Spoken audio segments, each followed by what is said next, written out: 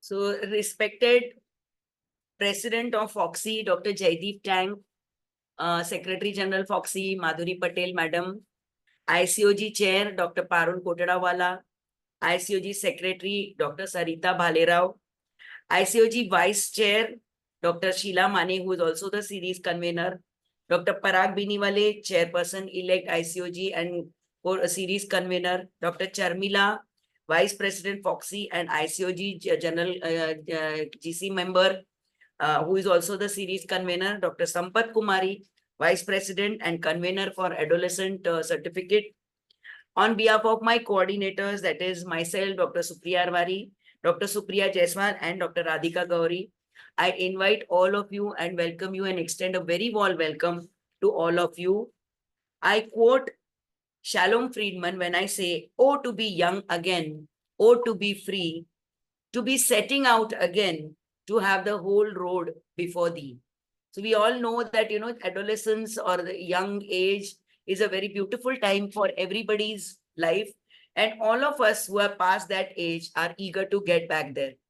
So if there are issues regarding health of adolescent, it can mar the beauty of a very beautiful time period for young girls as well as boys. And as caregivers, it is our primary duty to address these concerns. And I congratulate ICOG, Foxy, as well as Sampat ma'am for bringing together such a beautiful program to address all the various issues regarding adolescent health. So let me begin by inviting the ICOG back office to please recite the prayer for us. So with an auspicious prayer, we will begin this program.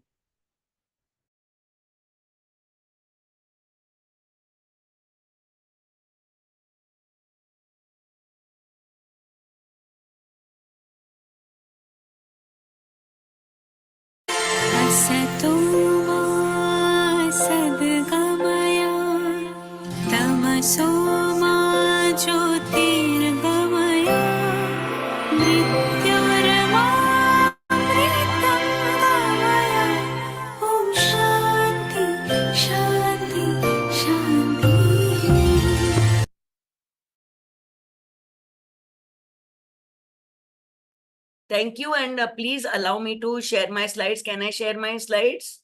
Yes, ma'am. Yes.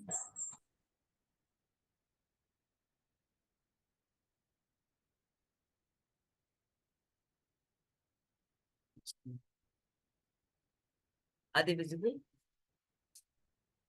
Are my slides visible? Yes, ma'am. Yeah. So let me first and foremost request ICOG Chairperson Dr. Parul Kotadawala to please introduce, give us some information about ICOG. Sir, has Sir joined in? Yes, he's there. He's there. Yes. So, Sir is an endoscopic surgeon and consultant gynecologist, professor and head of department of OBGY at the SAL Institute of Medical Sciences, Ahmedabad.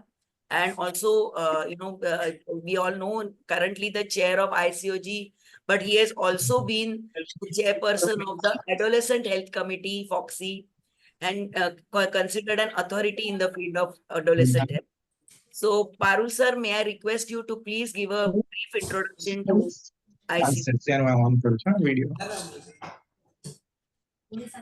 Hello. Yes, sir, welcome. Am I Yes, audible? we can hear you and see you. Am I Yes. visible? Yes, Okay. sir, yes, sir. I apologize for a slight late login. The patient took extra time, so I could not manage my time. Well, it is indeed a pleasure to come back again with another certificate course over next 3 days. This has been our signature program, and every time the attendance has been massive. It is very popular, and we have this fourth in the series. The March was the first one, which was on emergency obstetrics. Then April was on aesthetic gynecology. May was on endometriosis, and June was on infertility. So it is a very well crafted program, and I compliment Dr. Sampath and her team. and let us move on with the program. I'm sure our attendees will benefit immensely from this. And please, all of you, pay attention to every presentations because the answers to your pre-test questions will be there in the presentations. So unless you attend well, you may miss out those answers. Well, thank you. Please get on with it, Dr. Sampath and Dr.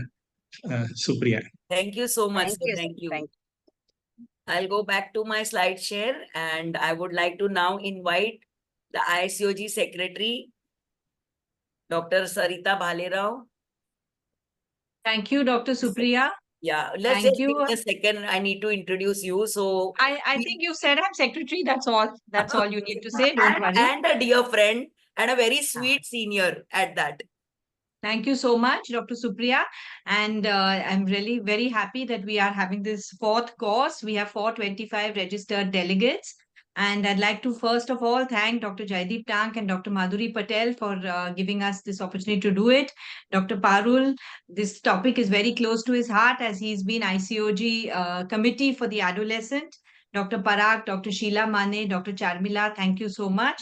And the very, very dynamic lady, Dr. Sampath Kumari, who's crafted this entire scientific program, and Supriya and both the Supriyas who are going to take it forward. Thank you so much and have a lovely 3 days. Thank you so much.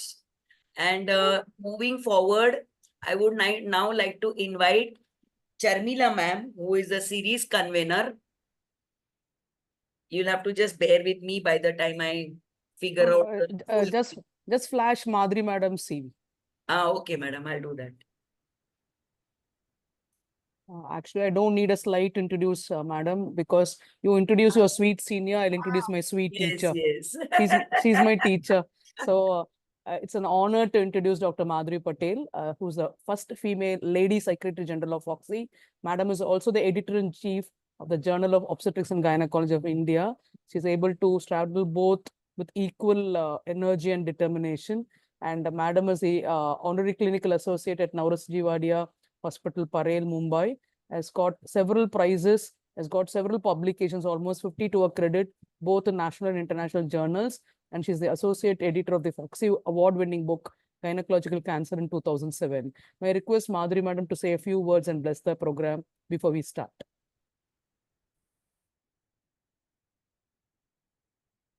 Madhuri ma'am. I think she was there, but she will join back. No, you continue the program, Supriya, so that when Okay, Madam Oh ma'am. dear, joins. I think she got logged out Yeah, suddenly. Nah, I think so. she'll come back. Madam will join Yeah. back. You can Okay, start so the program. Yeah. Yes. So meanwhile, I'll take the program forward and I will request the convener for our series, that is Sampath ma'am, to please give her thoughts about this program. I think I will refrain from sharing my slide because no, there is no one who doesn't know Sampath ma'am also. She's the vice president of Foxy currently. She's been the ex-chair of the Adolescent Health Committee and extremely go-to person as far as adolescent health is concerned. So, madam, may I please have your thoughts on this series and also some of the nitty-gritties about the MCQs and the pre and post test. Sure. Thank you, Supriya. First of all, I thank Dr. Jaideep Tank and Madhuri Madam for doing this program. And as ICOG chairperson, Dr. Parul and Dr. Sarita, secretary. First, I told that we want to do the program. Immediately, they accepted. July is supposed to be the month of adolescent. So I thought it should be done in the July. See, this is now the adolescents are more important. The population of adolescent is about 22%. So I thought we should have the series of 3 days adolescent certificate course. We will be covering all the problems, starting from nutrition to the sexual health, all the problems concerned with the adolescent will be covered in this. And the delegates, whoever has joined, see, this is the program of 3 days. You have to attend all the 3 days. And we have the pre-test and the post-test. Pre-test you have to attend. And as Parul sir told, if you listen to the talks only, the answers is in the talk itself. The post-test will also be evaluated. If you are above 50% and if you attend on all the 3 days only, the certificates will be given. Before starting the program, the pre-test will be given on all 3 days. So all of you should join at 4 o'clock, sharp 4 o'clock. Since today is the first day, it is getting. But other times, the 4 o'clock, we will go with the pre-test. And the pre-test, you have 20 questions. And the time is 10 minutes. So you should be fast and it will be relayed on the screen. Now that our ICOG office, from there, they will post the pre-test questions. Supriya, I think all the best to the delegates. I request all the delegates to come on all 3 days. Thank you. Once again, I thank Dr. Parul and Dr. Sarita for giving the opportunities and our coordinators, Dr. Supriya Arwari, Jaiswal, and Radhika Gauri, who has accepted to be the coordinator for 3 days. And the series convener, Dr. Charmila. Yes, Supriya, now we can go with the questions, pre-test. We will start. Yes, ma'am. Yes, please, ma'am. Thank you.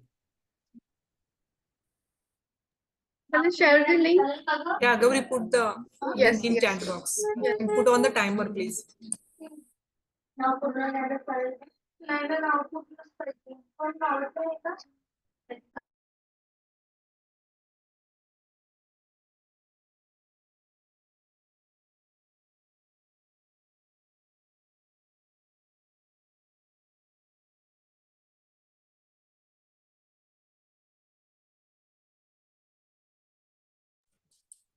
When pre-test link posted in chat box and timer is on.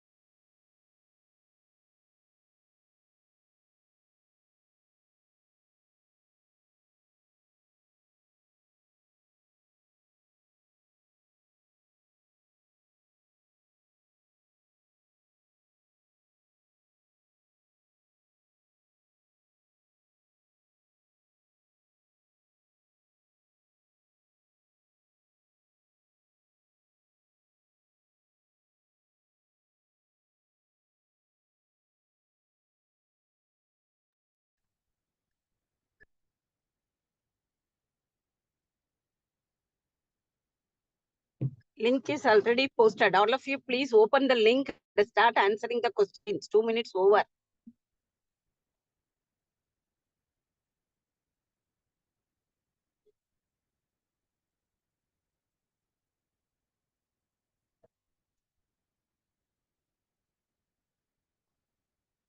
Hi, Dr. Sampath. Yes, madam, 1 minute. They are going with the pre-test. I think let them finish the pre-test. Yes, yes, definitely. Okay, madam.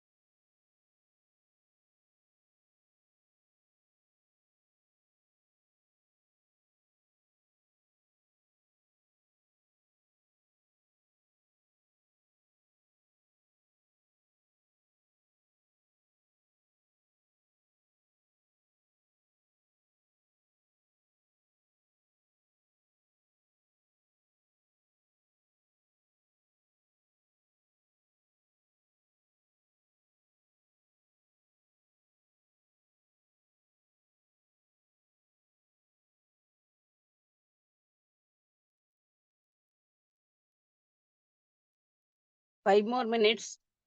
People who have joined late can open the link and answer the questions. The pre-test, 20 questions.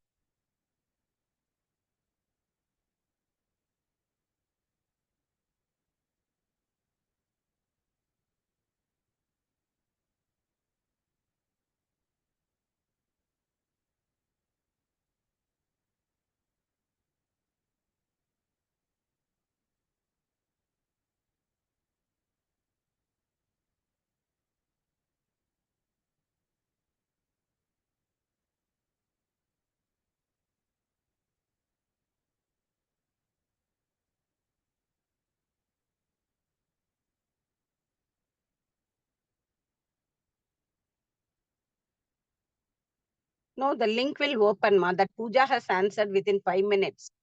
Link will open. Please just click it.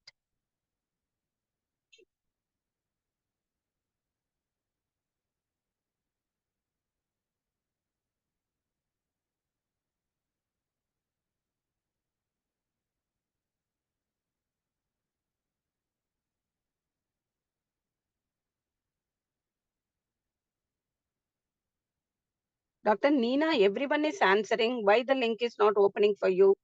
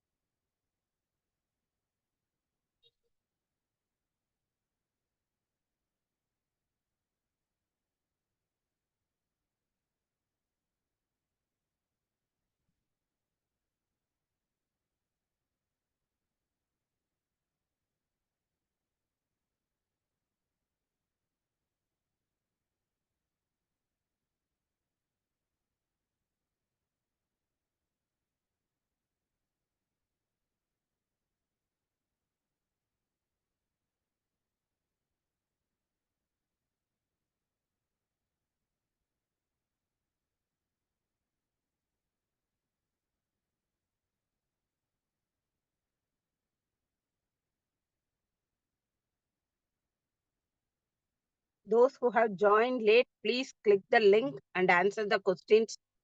20 questions, 10 minutes, 8 minutes over, 2 more minutes are there.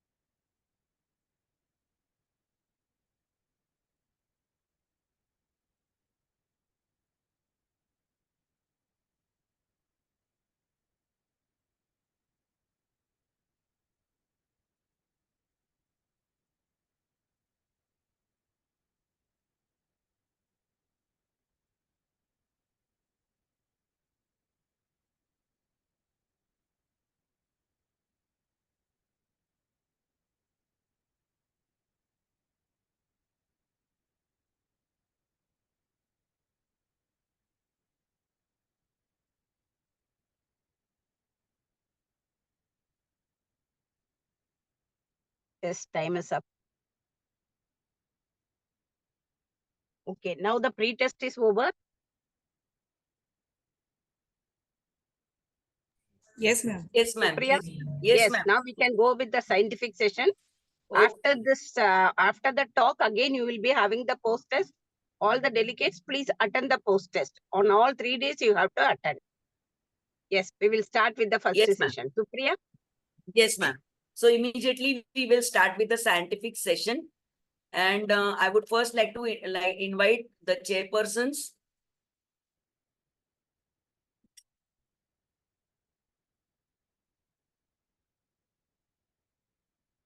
The chairpersons for today's first session.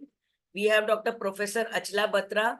She is a member of the Governing Council of ICOG, Chairperson IHPC, IHCP Division, Stillbirth Society of India, member of FOXY project of reducing cesarean birth, and a very active member of the Delhi OBGYN Society. Also professor at of OBGYN at VMMC and Safdarjung Hospital. So welcome, madam. We have Dr. Anju Soni. Presently, she's the president of IMS, Secretary General of IMS in the past, elected governing council member of ICOG, chairperson of the HIV and AIDS Committee, FOXY. Welcome, ma'am. And we have Dr. Komal Chaman, who is the Vice President-elect FOXY 2024, Chairperson FOXY Medical Disorders in Pregnancy Committee in the past, Zonal Coordinator for the FOXY in the past, Chairperson of several organizational activities, and winner of several awards. So welcome all of you. Do we have the chairpersons on board? Dr. Komal? I am also there, Dr. Achla ma'am, welcome ma'am. So ma'am, without much ado, we will proceed with the first scientific session. We just have a little change in program. So first, Dr. Supriya Jaiswal will be talking about adolescent obesity and eating disorders. So may I request you to please introduce Dr. Supriya Jaiswal? Supriya, one Yeah, with minute. pleasure. Madhuri madam was there, no? Oh, I couldn't locate madam. Now she is not there. Okay. Yeah. Okay. Yes, Achla ma'am, please proceed. It's a pleasure to invite Supriya, Vice President of Patna Obs and Gynae Society, Chairperson of Adolescent Health Committee, FOXY, Joint Secretary of SOFSI Bihar and Jharkhand chapters, and a Chief Consultant of SM Hospital, Patna. She is a very, very active FOXY member, has been awarded many awards and certificates, and has held many posts. So over to you, Supriya, talking about a very, very important aspect of adolescent health, obesity, which is the root of all problems of obesity. Over to you, Supriya. Welcome to Dr. Supriya Jaiswal, who is the chairperson of Adolescent Committee, FOXY, and Supriya Square, my very dear friend. Yes, thank you. Thank you very much for this lovely words. And thank you, Achala Madam, for introducing me.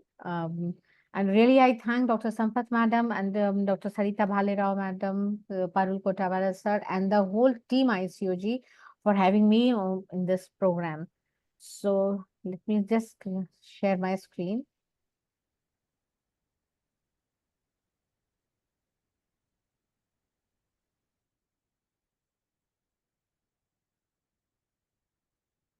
Are you able to see, Supriya? Yes, ma'am. Yes, Yeah. yes, we can see. One second.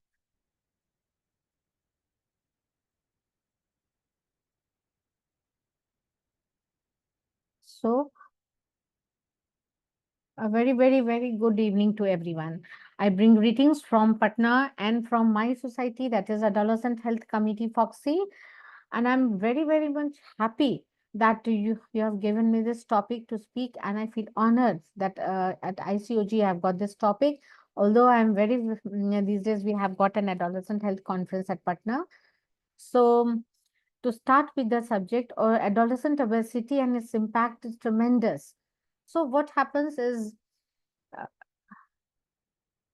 what is the term adolescence? Adolescence is defined as a period of human growth, human growth and development that occurs after childhood and before adulthood, and according to the UN, includes those persons between 10 and 19 years of age. WHO, it was cited in 2014 as a developmental phase in human life. Adolescence is further divided into early adolescence, that is 10 to 14 years, and late adolescence, that is 15 to 19 years.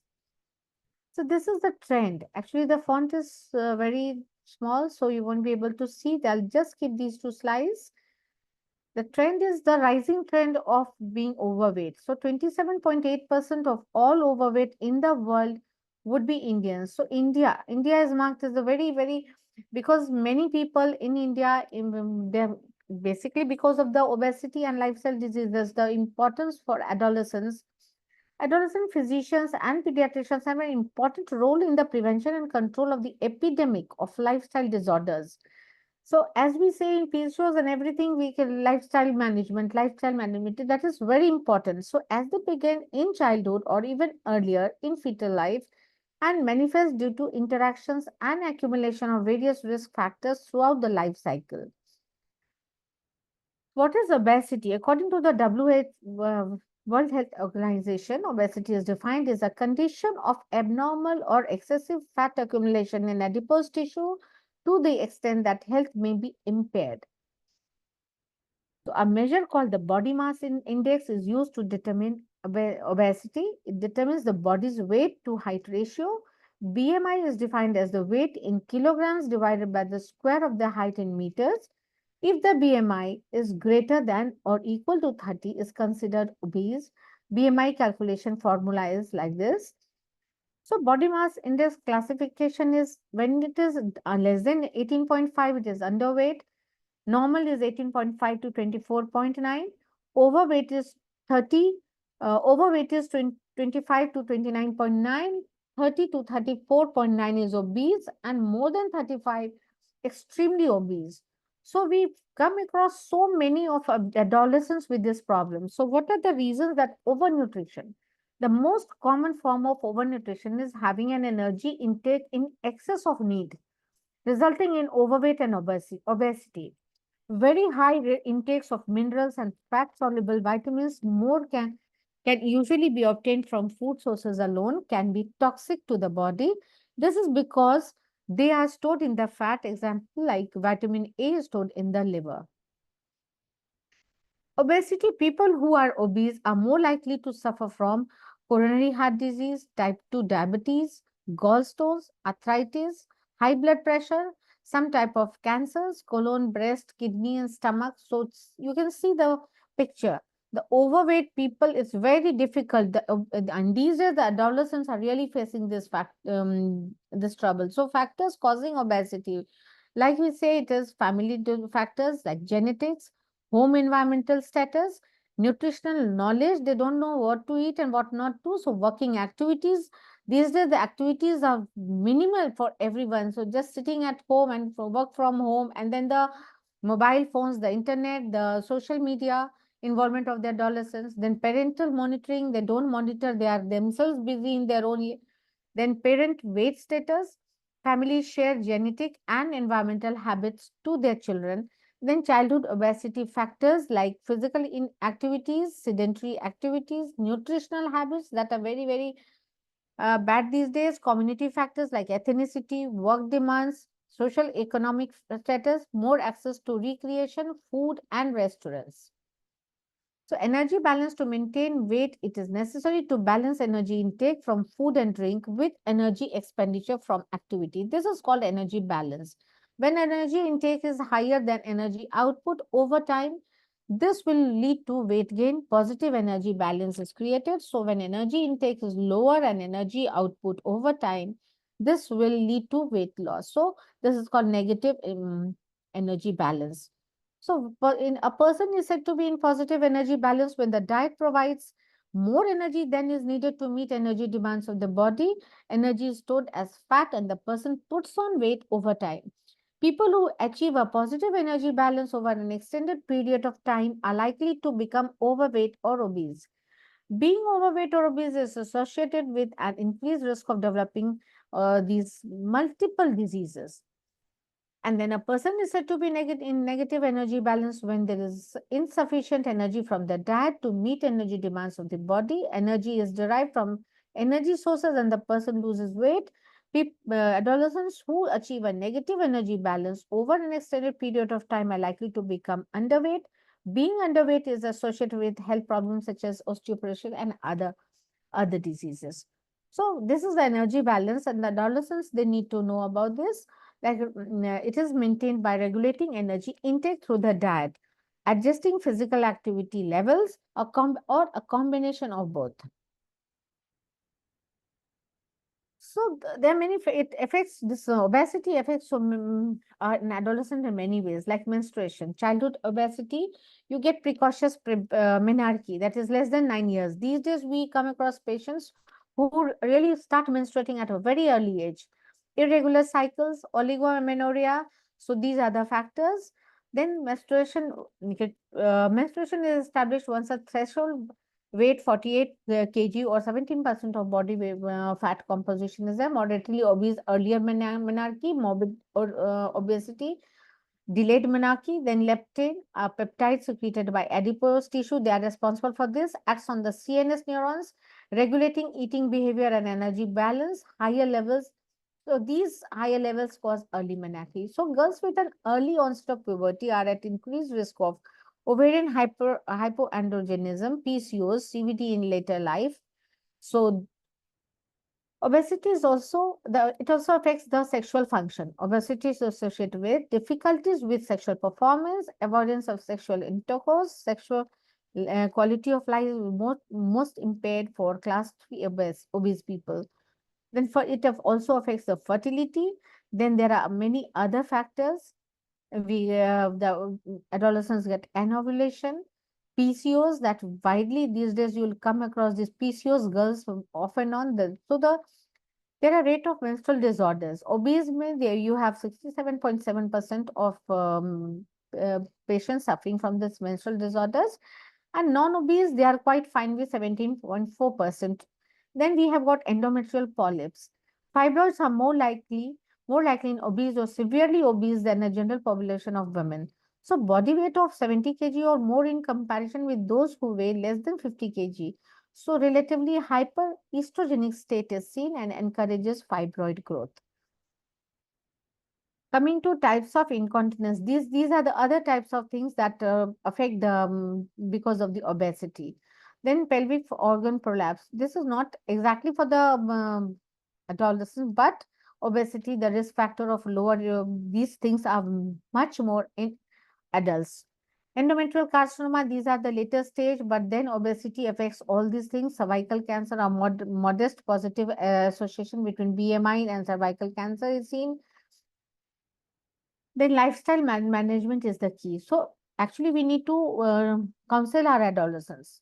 So this is the key word for lifestyle management is the key to all the year. What is gluten? So a sticky protein found in wheat, rye, barley. So we need to avoid the gluten-free food. Naturally, gluten-free food are fruits, vegetables, meat and poultry, fish and seafood, dairy, beans, legumes, and nuts. So healthy fat diet intake benefit. So what are the benefits? Good fats are these: olive oil, avocado, nuts, salmon, then coconut. And bad fats are corn oil, beef, margarine, also these soya oil and all this. So why you need fat? For the production of hormones. Regulates hormone function, for nutrition absorption of vitamin A, D, E, and K are fat soluble vitamins, for healthy skin, for proper functioning of the brain. So low fat diet side effects is loss of menstrual cycle, the tired and fatigue, they will feel cold all the time, loss of sex drive and nutritional deficiency, then poor brain function if they start with the eating disorders.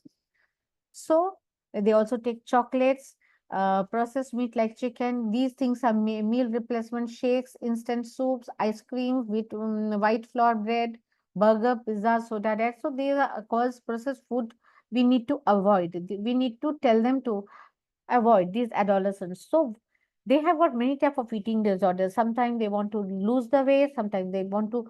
They say they are very conscious about their body image. So what type of exercises are usually advised for the adolescents? So that is brisk walking, stretching exercise, jogging. Jogging is very helpful to them. Yoga is an all-time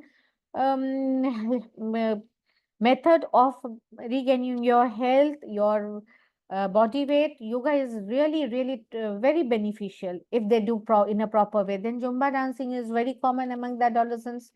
Cycling, swimming, this type of exercise increases body sensitivity to insulin, which reduces risk of cardiovascular diseases and type 2 diabetes. So there are many things that need to be counseled to the young adolescents. So, and they have got many obesity affects their lifestyle, their day-to-day activities, their health. And so we need to, we gynecologists need to counsel them, and we need to help them off. So thank you very much for the patient hearing. So I finished with my talk. Thank you so much for giving me this opportunity. Thank you so much, Dr. Supriya Jaiswal, and I really appreciate your efforts because she is extremely busy organizing adolescent health conference in Patna, which very soon we'll be meeting you. And in spite of her busy schedule, she found the time to come here. So thank you so much. And I think without much ado, we'll proceed to the next session because there is no going to be question answer. They'll all be in the post test. So I would now request if Dr. Komal Chavan is present, our chairperson for this session. Dr. Anju ma'am? Yes, I'm there. I'm there. I'm Komal, very you are much there. there. Okay, so Yeah. I'll request you to please introduce the next speaker for today. Again, a person who does not require much introduction, Dr. Parag Biniwale. Just give me a second to flash his CV. Yes, please go ahead. I'm not able to see Dr. Sampath Madam series there. Yes, yes. I know Dr. Parag Biniwale is a really a Can you gem of a see? person. Can you see now? No, I cannot see now. It's session 1 speaker. Can you just focus the CV, please? Here I am now. Komal, that's okay. That's okay. Yeah, Okay, you want me to do it he's again? 1 minute. yeah, I can see. Yeah, just flash it again, please. Yeah, I will. I will.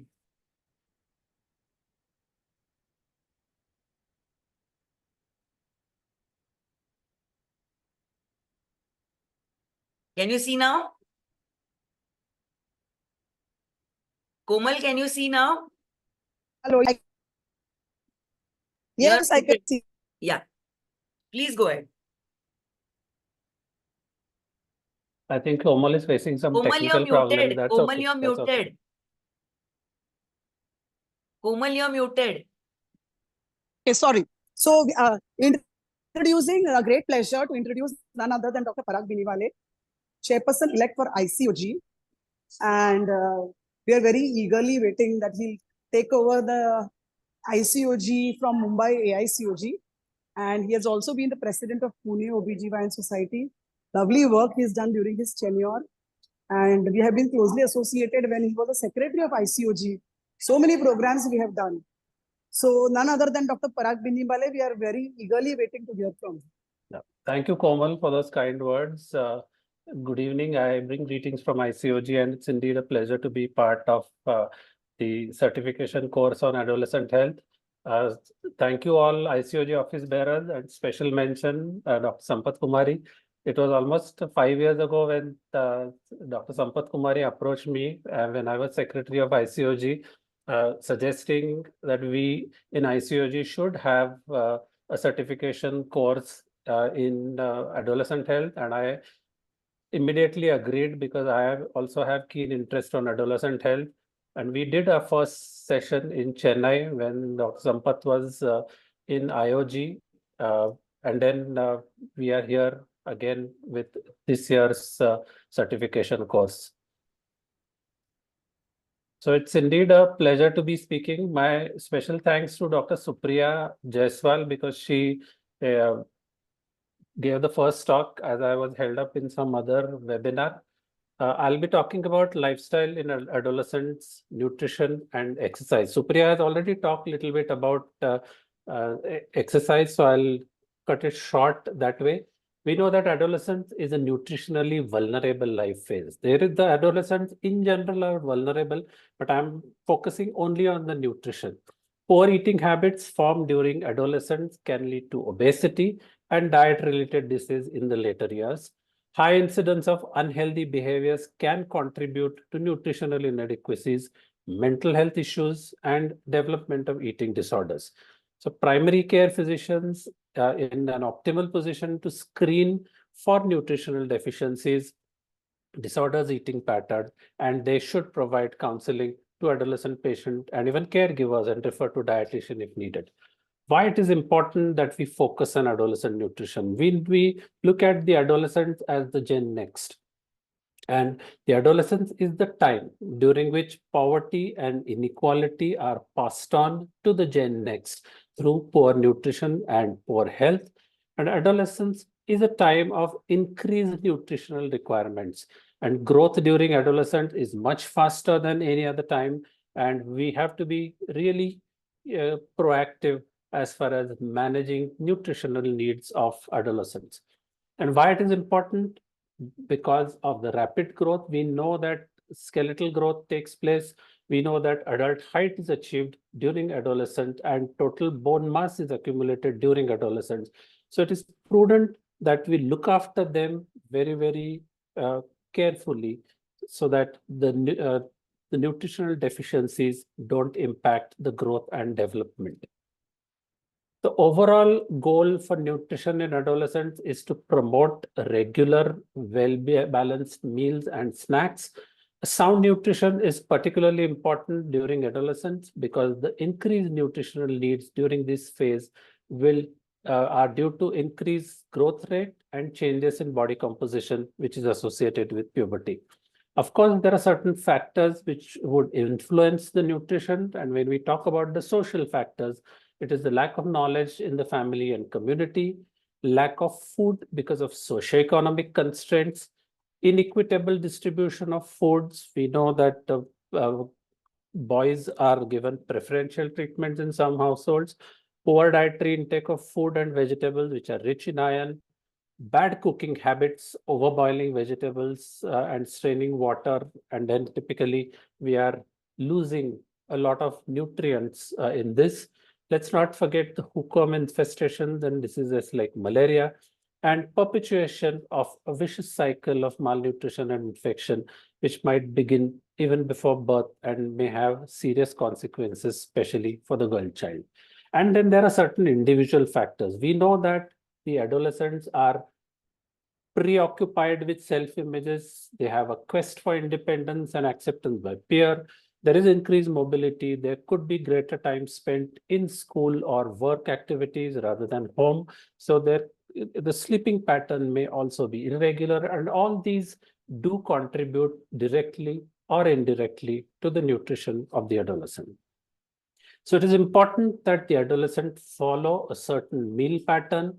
So eating 3 meals a day with healthy snacks in between is something what is recommended.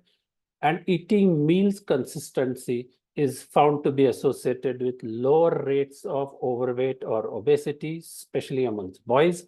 And meals eaten with family are associated with higher diet quality.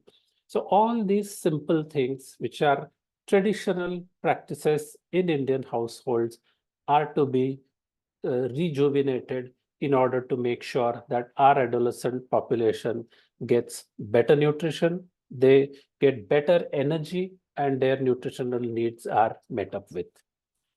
So when we think of the healthy eating plate, and that is something which is really important, there has to be a use of healthy oils, vegetables, fruits, whole grains, healthy proteins, and let's not forget a lot of water throughout the day.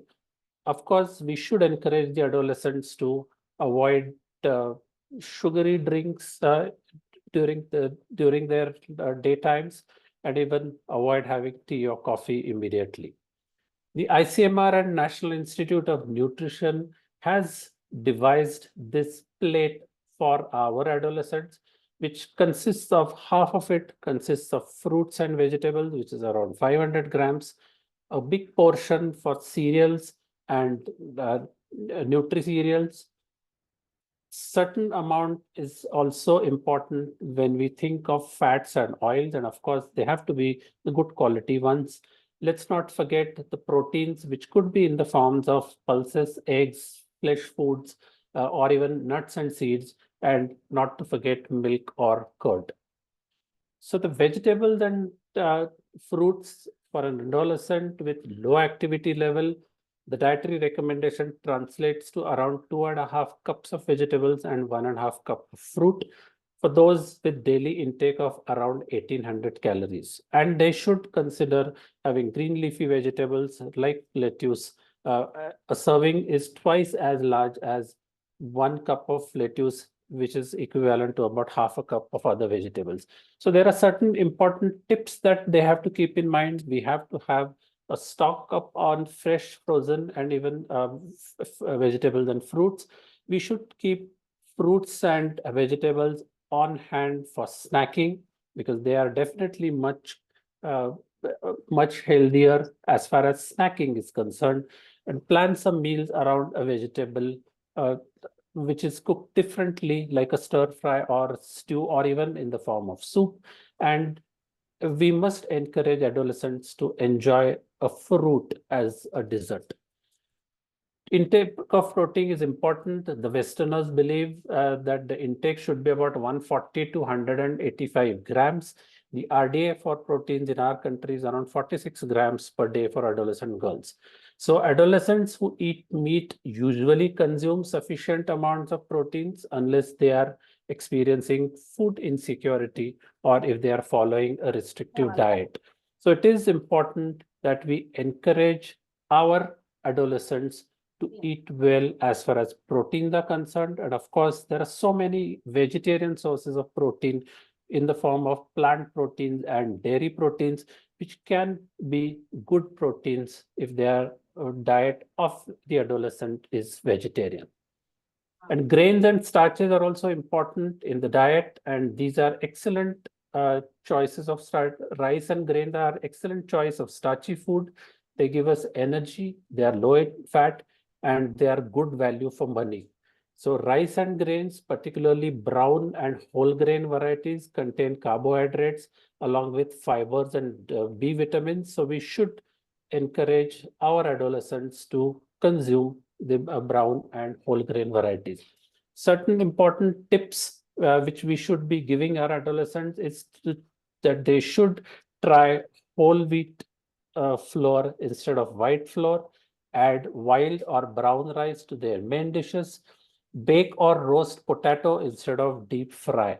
So we should encourage them to have healthy cooking practices also in order to ensure that they consume good quality food. And let's not forget the dairy products. And high intake of dairy products is recommended for adolescents, about 3 to 4 servings a day. Low fat or fat-free products are recommended for adolescents, looking at the rising incidence of obesity, which Dr. Supriya has so well elaborated. We should encourage our adolescents to use, say, cow's milk rather than buffalo milk. So adolescents who do not consume this amount of dairy products will need to consume substantial amount of other foods that are rich in calcium and vitamin D. The RDA for calcium is around 1200 to 1300, and vitamin D is around 600. Iron, which is very, very important as far as our population is concerned, because we know that almost 50% of adolescents are anemic. The RDA for adolescents is around 15 milligrams of iron. The dietary sources of iron are found in meat, grains, fruits, and vegetables. So ready-to-eat iron-fortified cereal is also an important contributor for iron intake amongst adolescents.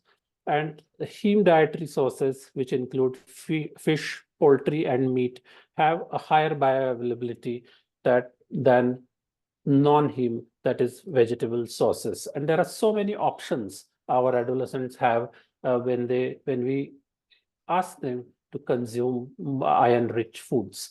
So in general, these are some of the important tips given by the ICMR, where it encourages our adolescents to eat iron-rich foods, eat calcium-rich foods, and of course, during illness, we should encourage the adolescents to have plenty of water and other fluids, and small frequent meals are very, very important. We also have to understand that adolescents may have attitudes toward food and body image, and this is something which we have to keep in mind. And skipping meals, in fact, is an important issue which we should tackle as far as the adolescents clients are concerned. It is estimated that almost 12 to 50% of adolescents skip breakfast on any given day, and they attribute it to irregular schedules, alter circadian pattern, and efforts to lose weight. There could be an effect on diet quality, so omission of breakfast can affect school performance and overall quality of the diet. It is also important that we encourage adolescents to keep a check on their body weight. And adolescents many a times perceive that by reducing energy, by skipping meals, they would lose weight, but we should tell them that skipping meals is a marker for poor nutrition and physical activity habits. And skipping meals is associated with circadian disturbances, which promotes weight gain. Snacking is something which is probably the most detrimental one. So healthy snacking is very, very important. And distracted eating is something which is again not recommended for adolescents.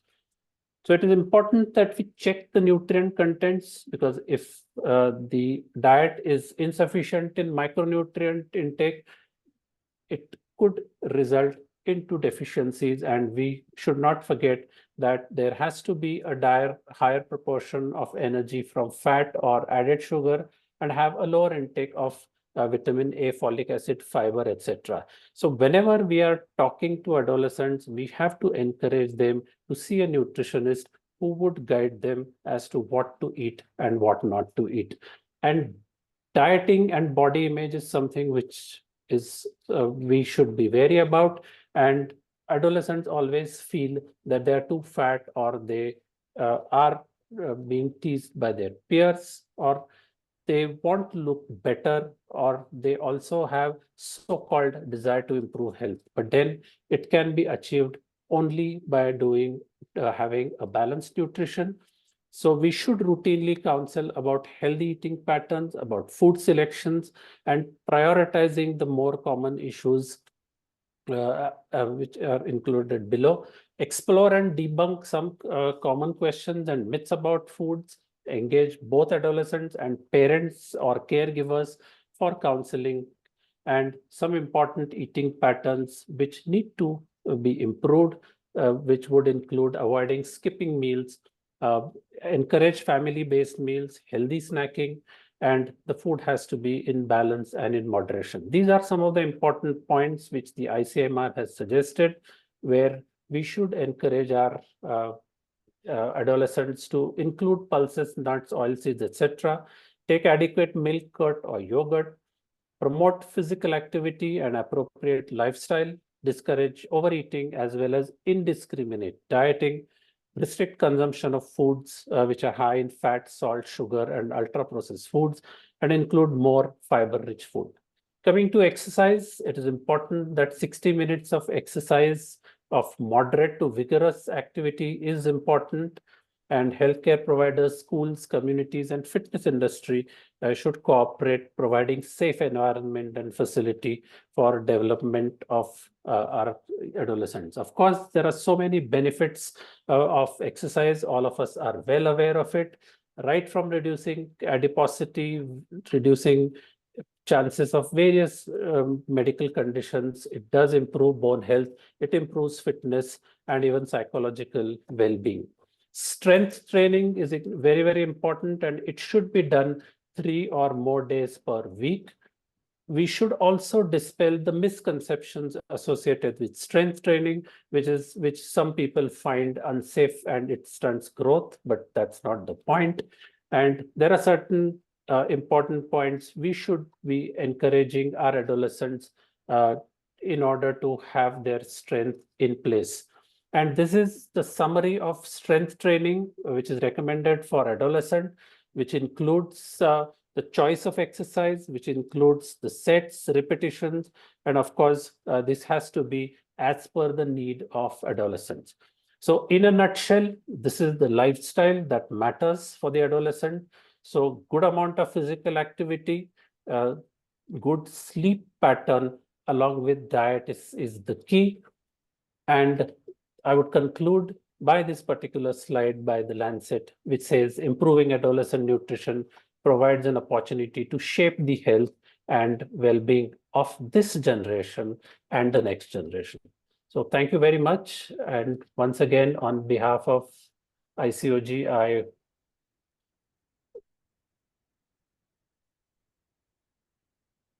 I thank the organizers again. Thank you so much, Dr. Parag. That was really nice and elaborate, and it's actually so tough to cover all these, headings in 15 minutes. But the speakers have done an excellent job. I request all the speakers to please answer the questions that are put in the chat box once you're done with your talks. If they are related to your talk, please do answer them. Without much delay, I would like to now invite the next speaker. Yeah, 1 minute. Priya, 1 minute. Yes, ma'am. I should thank Dr. Parag. So as he told, we started the first session in person in IOG when I was director. This is the fourth time we are doing this certificate course. So thank you, Dr. Parag. Talk was wonderful. Thank you. Yeah. Thank you, ma'am. And I'll now request again amongst the chairperson, Dr. Anju, ma'am. Are you there, ma'am? Anju Soni, ma'am.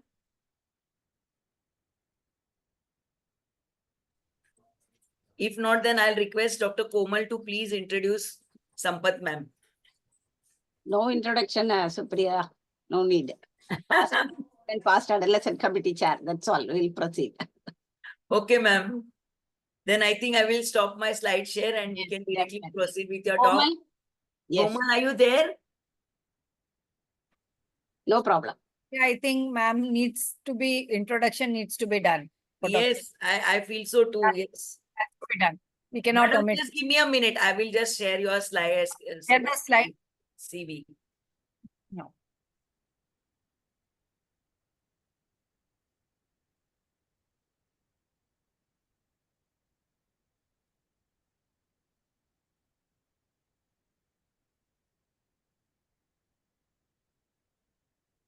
Yes.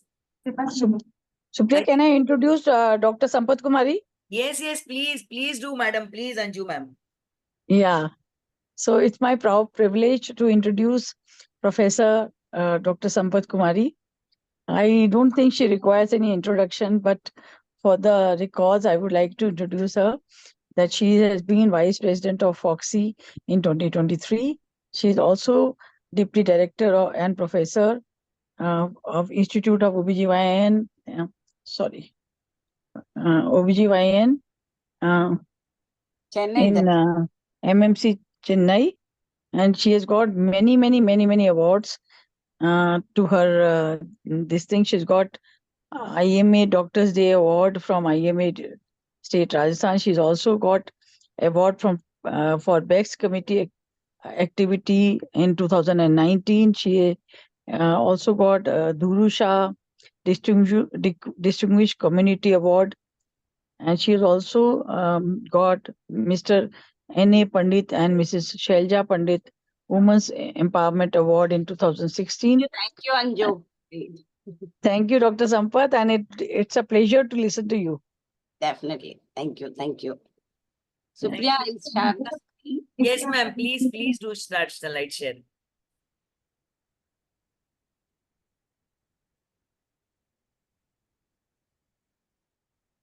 You can see the screen, I think.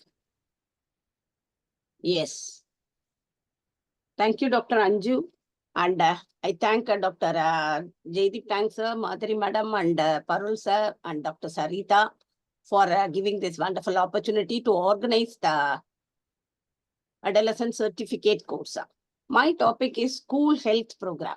See, this is how I always tell whenever we go, we should take at least 1 hour time every month to do the school health program in the nearby school, wherever you are there. It can be a gynecologist, or it can be the health workers, or it can be the general practitioners. Everyone should work together. Then only we can counsel the adolescents.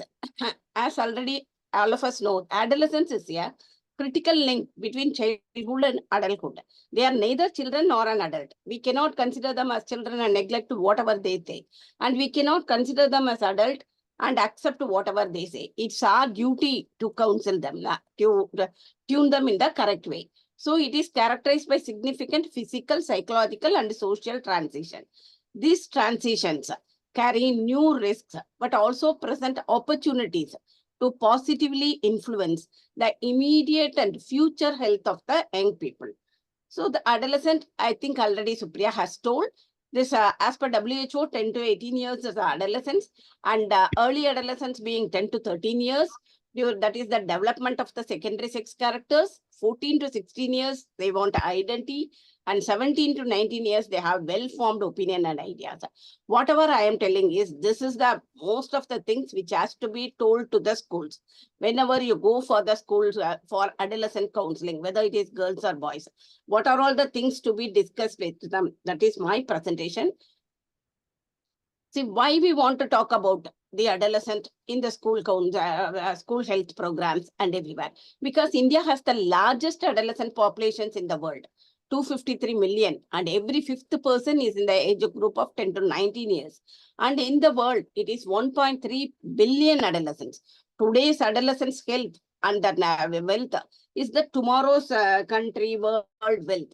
So it is our duty to streamline the adolescence. The adolescence is, every time I used to tell, it is the beautiful period and it is an enjoyable period. This adolescence is a time of remarkable opportunity, and adolescents are drawn to novel experiences. And they start earlier than we think and last longer than it is used to. Sometimes now all of us will be knowing the puberty. Sometimes it is earlier, precocious also.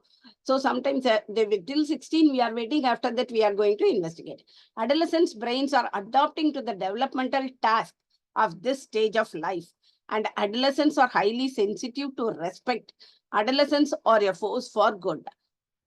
See, this is the adolescence. Always I used to tell the adolescents to be handled like a glass. If you handle them carefully, we can have beautiful things. And if you don't handle, that's all. It will be broken into pieces. So in the school counseling, you have to talk first about the nutrition and exercise.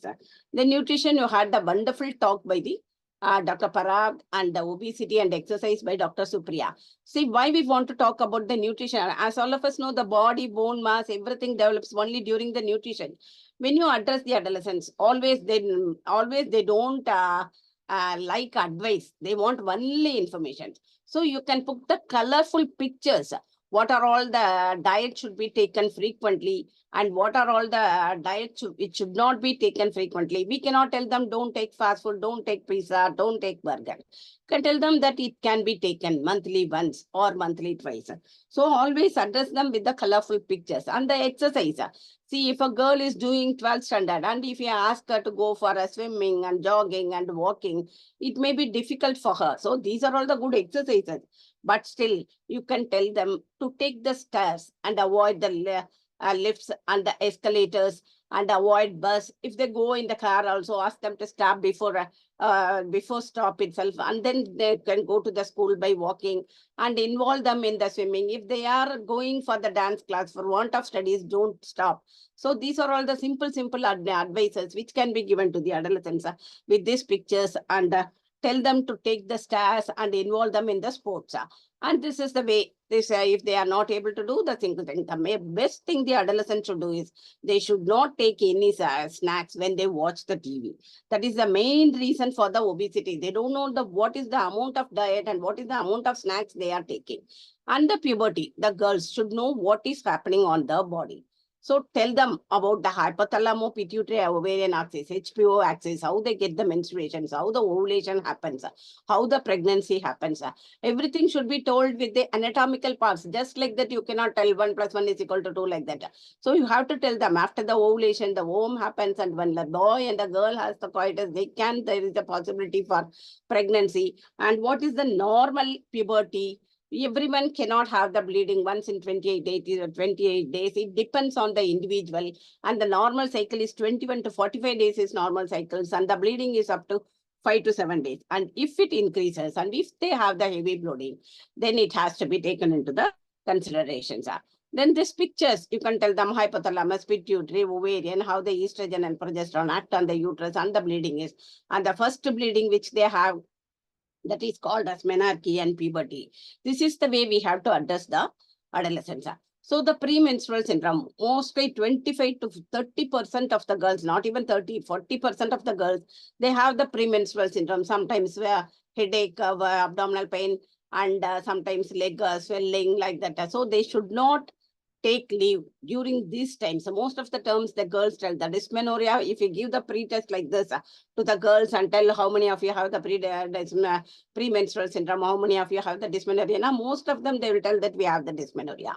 So in that cases, they should have the diversion. They should come to the school and they should do the interesting work in which they are interested.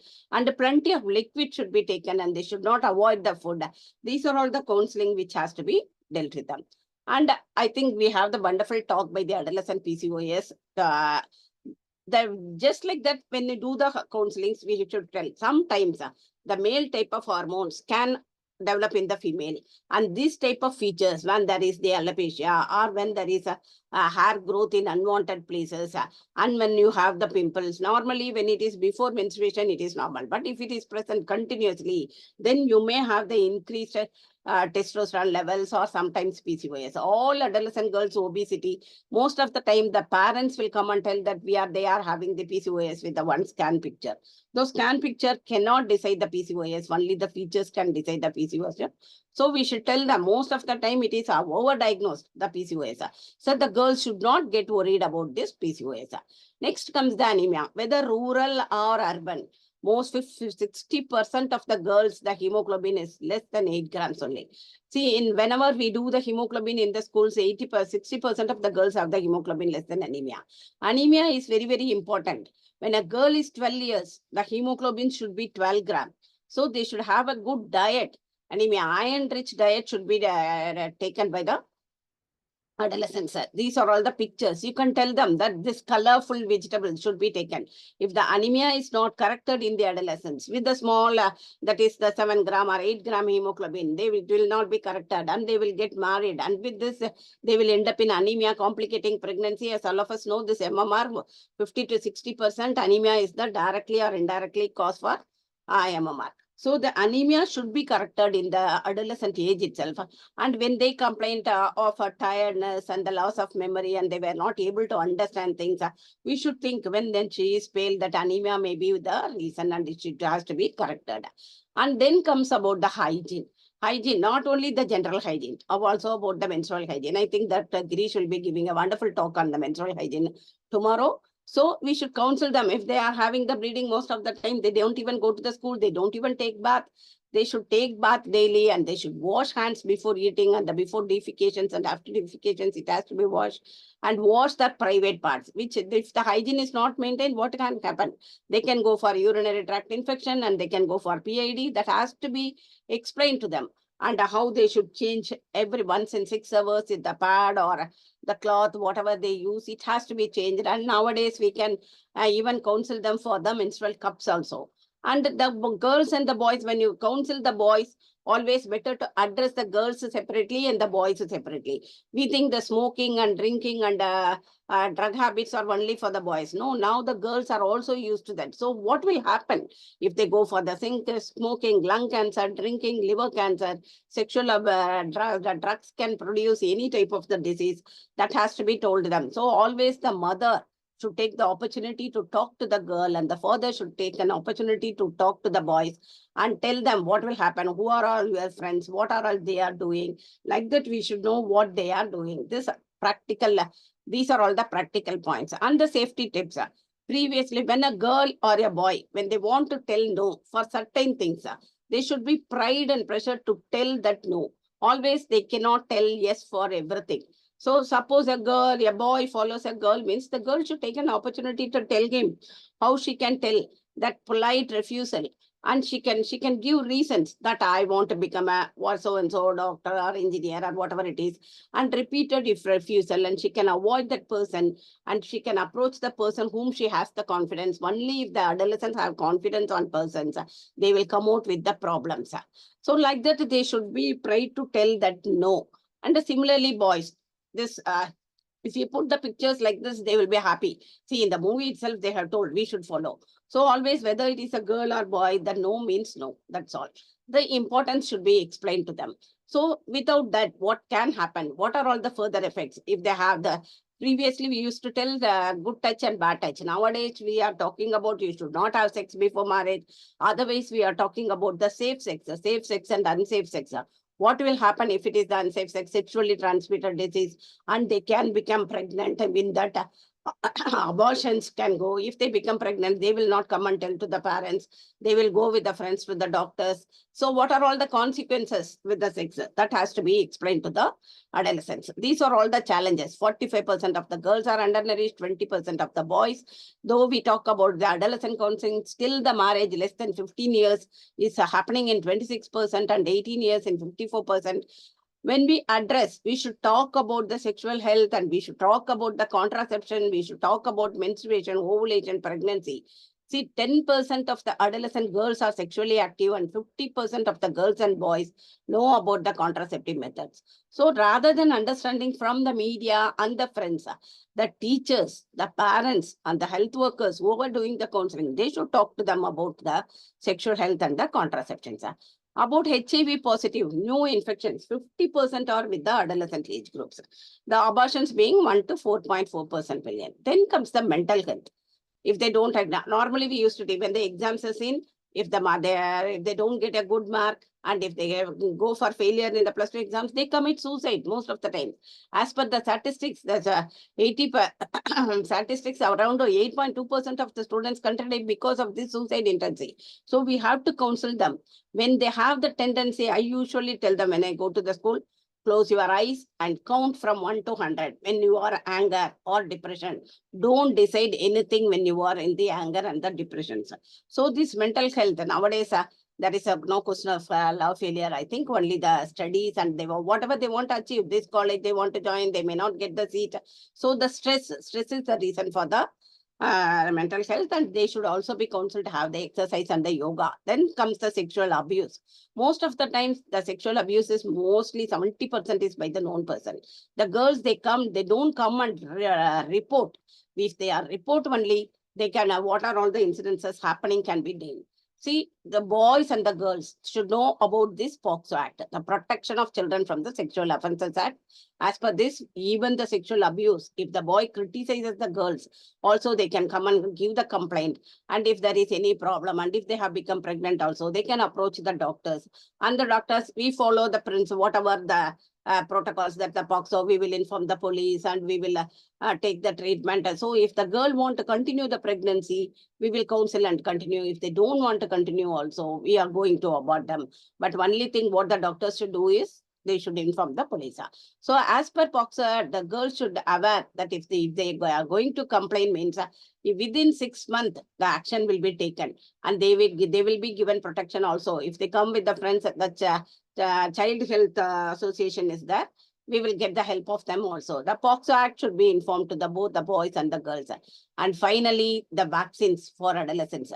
As all of us know, in spite of the diabetes, there are cases where the anomalous babies are born. So the rubella vaccination should be given during the adolescence to avoid the anomalous baby. 21% is due to rubella, and the HPV vaccine. The HPV vaccine, 9 to 14 years, 2 doses, and 15 to 26 years, this has 3 doses has to be given, 0, 1. See, when it is HPV vaccine to be given, human papillomavirus is the common cause for carcinoma cervix. So if the HPV vaccine is given, it can be prevented. So take the opportunity to talk to the adolescents and talk to them from nutrition, mental health, menstrual problems, sexual health. And again, you can give them some social advice also. And finally, about the vaccines. And make the adolescents world future. Always the adolescence is the beautiful period. So this is the school health program. All of us, I request all gynecologists, the girls always, girls and the boys, if the doctor is giving the counseling, definitely they love it. I used to go for the counseling and I love, once my talk is over, I will sit there for 15 minutes and they will write the doubts and we can take 15 minutes and answer the questions whichever they are asking. Thank you. Thank you, Supriya and ICOG team. Thank you for giving me this opportunity. Thank you so much, ma'am. And you have to see madam in action when she actually does school health programs to realize her passion. I have been fortunate enough to see her do it in, actually live. So yes, I can see Anju ma'am wanting to speak there. So Anju ma'am and any other of the chairperson, Achala ma'am, Komal, if they are there, a quick remark and then we'll immediately proceed with the next session. Anju ma'am, you'll have to unmute yourself. Unmute kariye Anju ma'am. We can't hear you. Acha, I think she cannot unmute. Can the ICOG backend help us? Yeah, I Ma'am, think she's trying please to unmute. allow her to unmute. Yeah. Is Achla ma'am there? Jignesh, Gauri, are one of you there? Yes. Yes, ma'am, So, I did co-host her. thank you Yes, Anju ma'am, you are unmuted. thank you all the speakers. I think it was amazing to listen to all three of them. Supriya, as usual, talked a very, very important aspect, obesity, which is so rampant in adolescents. They just want to have all the fatty food and all the junk food, and so important to bring awareness and from the childhood so that they eat properly, they know what they are eating. They should know what they are eating. Instead of saying don't eat this, we should educate them what they are eating. That is the most important part, and we should as elders also eat what we want them to eat. That is very important aspect. Secondly, coming to Dr. Parag again, he talked about nutrition again. That is also very, very important to understand that nutrition is equally important part. Madam is there. And Dr. Sampath in such a short time covered each and every aspect about adolescence. So congratulations and thank you. And I would like to thank the ICOG team for involving me as chairperson. Thank you very much. Thank you so much, ma'am. And we'll now immediately proceed with the next session. ICOG team, I request you to please allow all the chairpersons and speakers for the next session to unmute themselves. And meanwhile, I'll start my screen share and invite the chairpersons for this session.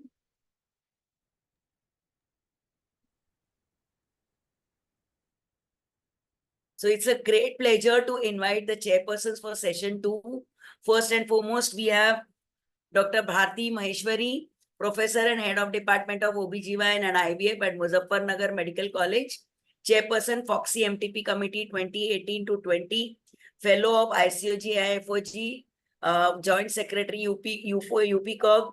She has got several publications to her credit. And welcome, madam. And it's an honor to have you as our chairperson. Next, we have Rakhi Singh. She's president of the NOGS, vice chairperson of UP State ISAR, peer reviewer for Journal of OBGYN, that is Jogi, and chairperson of the Endocrine Committee 2020-22. So welcome, madam. We have Dr. Ashwath Kumar, who is Professor, Department of Gynecology, Jubilee Mission College, Thrissur, Kerala, ICOG Governing Council member, IAG member, and Foxy Quiz Committee Chairperson 2012 to 15. Welcome, sir. And Thank you, Secretary Bharti Madam is present. So, Madam, may I request you to please introduce the first speaker for the session. That is Dr. Sarita Bhalerao. She will be speaking on menstrual dysfunction in sportswomen. Thank you, Dr. Supriya, and thanks and congratulations all Foxy ICOG team and Adolescent Committee, both Dr. Supriya. And as you all know that next speaker is Dr. Sarita Bhalerao, and she is going to speak on adolescent bleeding irregularity or menstrual irregularity. That is itself a very important part. And Dr. Sarita Bhalerao, we all know that she is the president. Dr. Sarita Bhalerao, please shift the slide.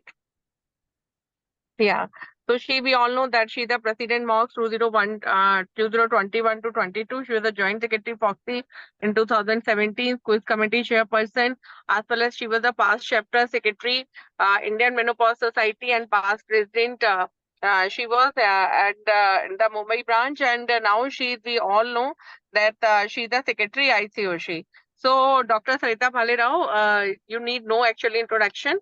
And we all are keen to listen you on the very important topic, that is menstrual irregularity in the adolescents. Yes, to Dr. Sarita.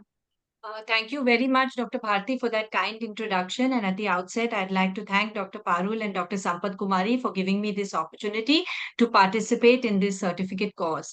Can I, yeah, I'm just sharing my screen. Can you see my screen? And am I audible, Supriya?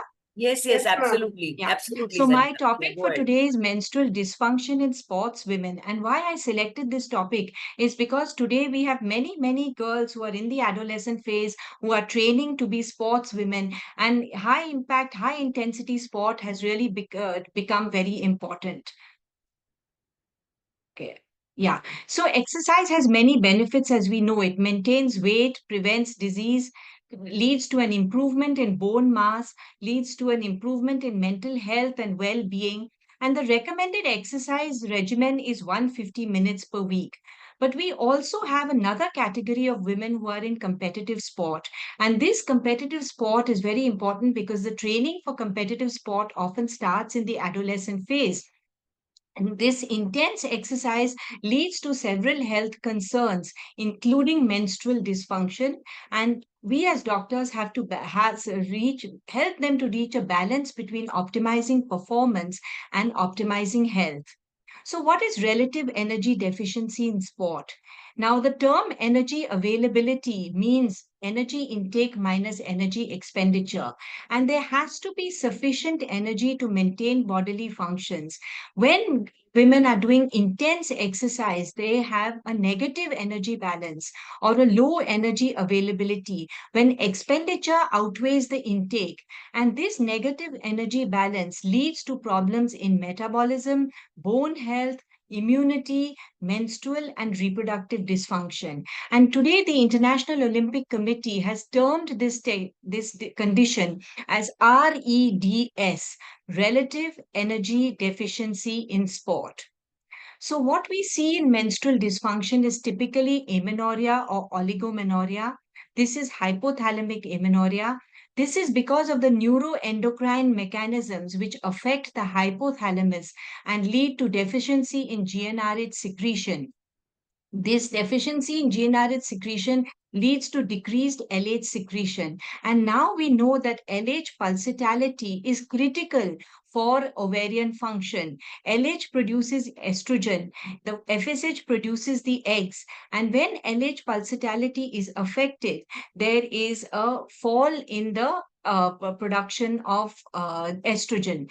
Diminished ovarian stimulation occurs, there's less estrogen and less feedback, and this occurs as a result of chronic low energy availability. And typically in athletes, we find that the LH is generally more suppressed than the FSH. Now, when you look at amenorrhea, it occurs in 5% of general population women, but look at the incidence in long distance runners. It's as high as 65%, and it's close to 80% in some sports like ballet dancers and gymnasts. In gymnasts and combat sports for weightlifting, boxing, where weight classification is very important, and they have to maintain a particular weight, otherwise they will be go into a different category. Amenorrhea is much more common. This amenorrhea may be primary amenorrhea or delayed menarche, or it can be secondary. And for girls in the adolescent phase who are training intensively at the age of 8 and 9 years, they experience primary amenorrhea or delayed menarche. And this delayed menarche is typically seen in swimmers, those who are doing gymnastics, and ballet dancers. It's because of intense exercise and training at the age of 8 to 9. Typically, the age of menarche is 12 years or 13 years, but in these patients, they may have menarche 4 years, 5 years later, or some studies have shown even in their early 20s. Fortunately, the growth is maintained. There's generally no short stature, and they behave like a constitutional delay of puberty. What we know now is that leptin is very important for menstrual function, and reproductive suppression is due to low leptin levels. Leptin is a hormone secreted by the fat cells, and leptin is vital for initiation of puberty.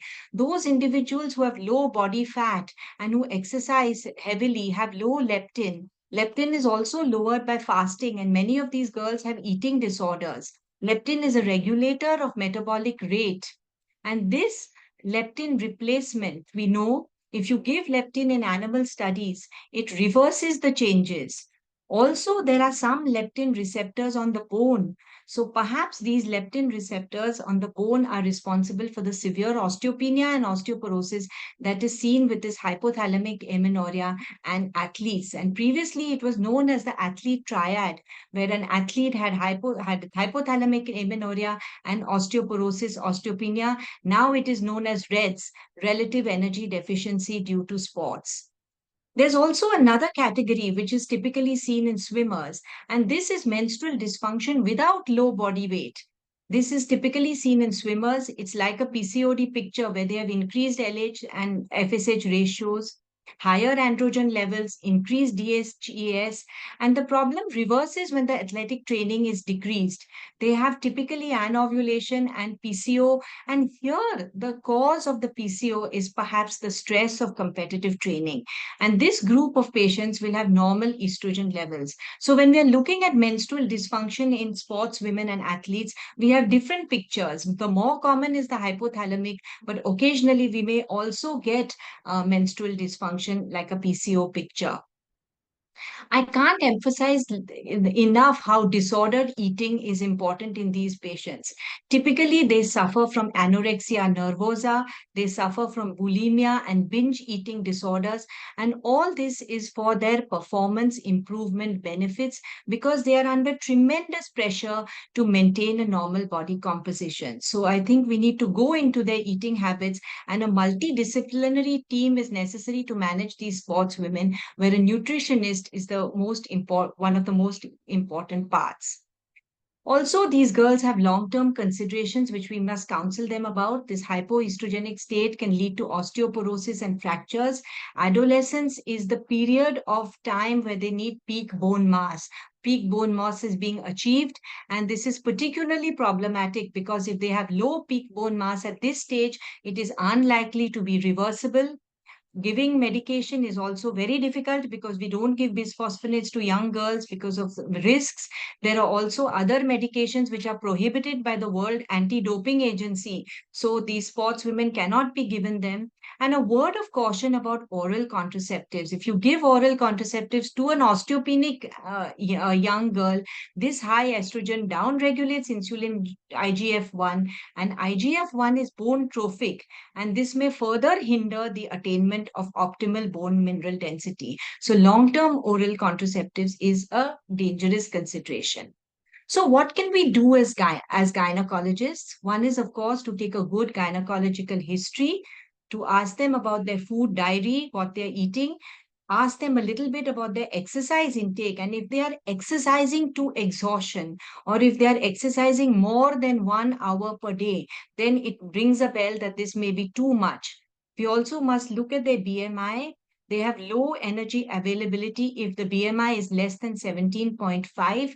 And please ask for a history of recent weight loss. If they've had recent weight loss of 10% or more in a month, or 5 kgs in 3 months, then it points to low energy availability and it gives us the clue to the menstrual dysfunction. Of course, for amenorrheic, we need to do a pregnancy test. Typically, their FSH, LH will be low, estradiol will be low, thyroid function is usually normal, prolactin is normal. If you look at AMH, it is also low. And it is important to do a DEXA for them, bone mineral density, because that also can be low. And in ultrasound, we may get, as I said, two types of pictures. More typically, we get thin endometrium, but sometimes we may get the PCO type of picture as well. So what can we do for them? And the first thing is we have to improve energy availability, counsel them to decrease the exercise intensity, give calcium supplementation, give very good nutrition advice. And all this they will only accept if they are allowed to pursue their sport. And so I find that this is a very, very healthy chart even to show them that if they are healthy eating, they have appropriate energy, availability, they can do their full training and competition participation. But if they have low body fat and if they're losing weight and they have menstrual dysfunction, their energy availability is low. And the first thing is that they have to follow a good treatment plan and can train only under supervision. And if they have an eating disorder or a serious medical condition related to low energy availability, or extreme weight loss resulting in dehydration or life-threatening conditions, or severe ECG abnormalities, then they must stop training for some time and improve their health and then go back. A nutritionist is very important. And today there's a lot in diet. These patients in our country very often are vegetarians. They have iron deficiency. They also don't eat fats. They have low fat intake. So improvement in diet, weight gain, calcium intake, vitamin D, lower the exercise levels, and try to keep the weight at the normal level. I get a lot of phone calls from mothers and from patients saying how to manage the period during the competition. Yes, they can use a tampon or a menstrual cup if they are comfortable. Sometimes we can give them progesterone to postpone the periods when the competition is close. There is also a role of giving oral contraceptive pills because they have less dysmenorrhea, less menorrhagia. It allows manipulation of the cycles. And as per this systematic review and meta-analysis, it doesn't hamper the performance because no serious sportswoman will take anything which hampers the performance. So this was a very nice review which looked at the oral contraceptives on exercise performance, and it did not affect their performance. Going further, these patients are going to be our patients for a long time. They also will have subfertility. Unfortunately, the age at which their spots are peaking, they are also the age for fertility. We have to tell them that intense exercise more than 1 hour per day leads to a 6-fold increase in infertility. Exercise to exhaustion leads to hormonal downregulation. And ovulation induction, IVF, oocyte freezing, higher are also options for these sports women, but there is a higher risk of cycle cancellations and miscarriages, which they should be aware about.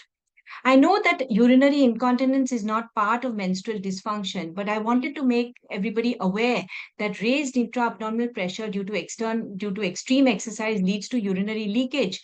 And our patients may present sometimes with these problems, and they need to have pelvic floor exercises and bladder training. And if a young girl comes with urinary incontinence, please do ask for a history of excessive exercise. So what is doping? The other day, I got a phone call from a mother saying, oh, she took some medication. Will it be detected? Will she be removed from the competition? So we should know that this doping is consuming artificial and illegal substances. These are shortcuts to success.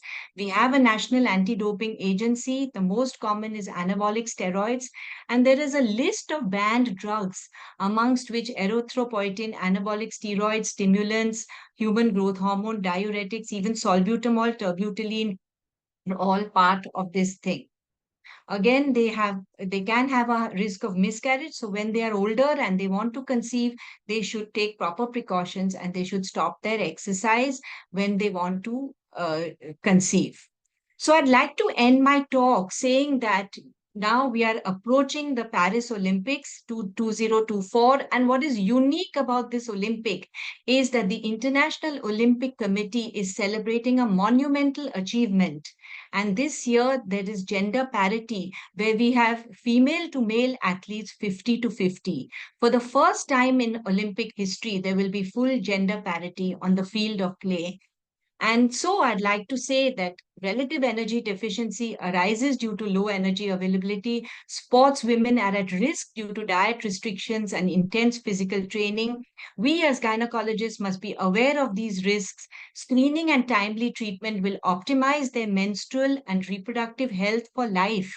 And really, they need a multidisciplinary team to manage elite sportswomen, where a gynecologist, physiotherapist, and a nutritionist are all part of this entire team. And so I thank you very much for a patient hearing.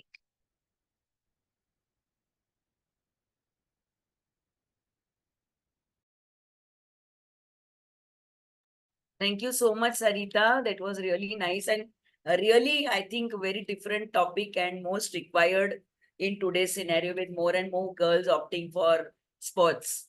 Let us go to the next scientific session. Dr. Suvarna ma'am, has she joined? Dr. Suvarna Khadilkar? Yes, madam is there. Great. So I'll request our next chairperson, Dr. Rakhi Singh, to please introduce Suvarna ma'am. I will just flash her CV. Again, a personality to whom Foxy does not need any introduction, but we'll still do the needful. Thank you, dear Supriya. And at the outset, I would like to thank the ICOG, the whole committee, for giving me the opportunity. And I would like to fondly introduce Dr. Suvarna. She was one of my mentors during my endocrine committee days. And she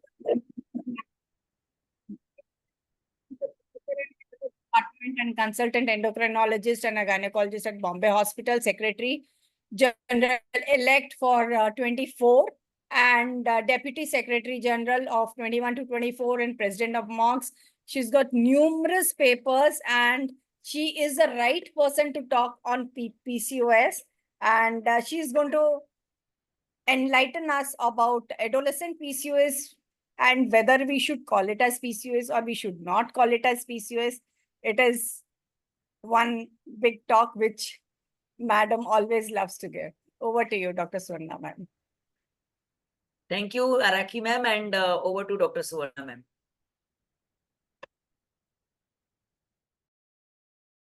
Thank you so much, Dr. Rakhi, Dr. Supriya. And I would also like to thank Dr. Parul Kotadawala and Sarita for having me for this particular program, Adolescent Gynecology, which is really very close to my heart. And as Rakhi said, adolescent PCOS is really, I'm very keen to talk. Whenever I'm invited, I can't say no, because initially when Dr. Sampath called me, I said, no, I won't have time to give a talk on something else. But she said adolescent PCOS, then I immediately agreed, because that was the thing which I wanted to also talk. Can I share my screen? Yes, ma'am. Okay, so can you see my slides now? Yes, ma'am. Make it slideshow, ma'am. I'll try. And Yes. put Make it in full, the- full screen. Just make it full screen, Suvarna. I'm putting in the slideshow. Is that fine? Yeah. Yeah. Okay. So the burden of disease of PCOS, all of you are aware that it is the leading cause.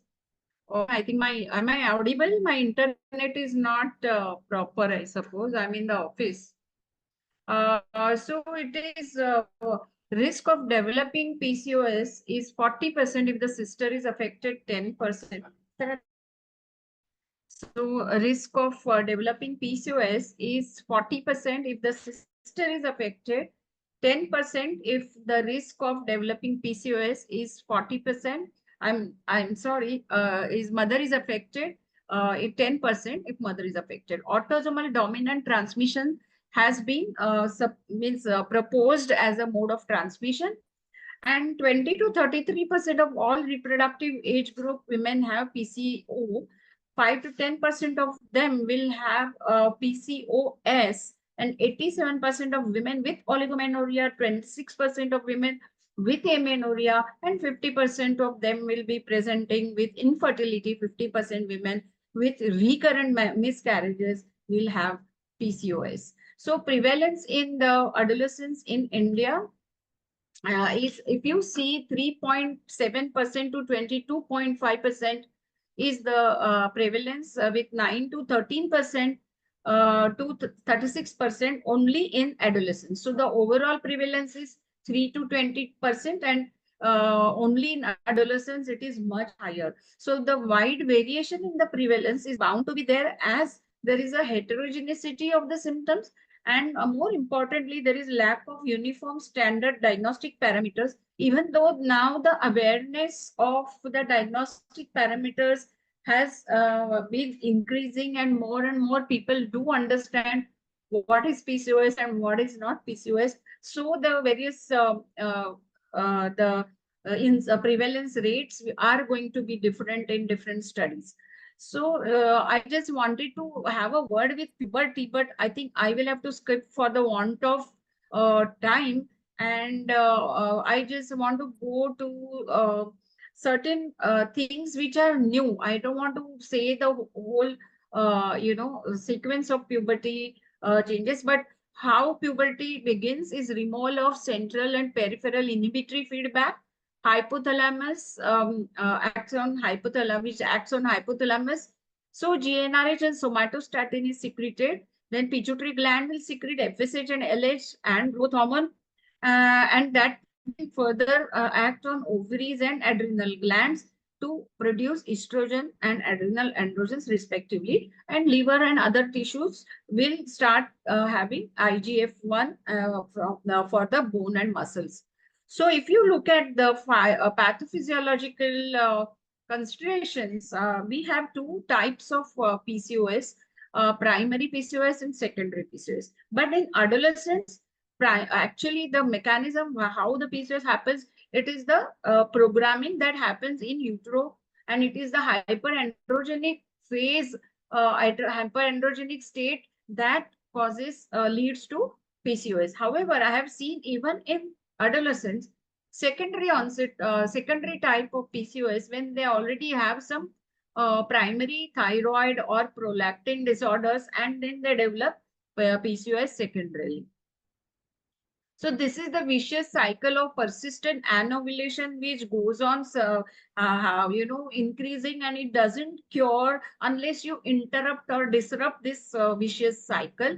So there is a cycle going on with persistent chronic anovulation, which increases through several hormonal changes and leads to increased androgen secretions and decreased aromatase activity, which further causes persistent chronic anovulation. And this aromatase activity decrease and increase androgen secretion will affect the insulin resistance and hyperinsulinemia. But all this is genetically influenced or pre-programmed, or and also that is worsened, or it is modified with the environmental factors. And there is another vicious cycle which goes on with the insulin and hyperandrogenemia. Persistently, they go on maintaining this state, so we see that they don't improve.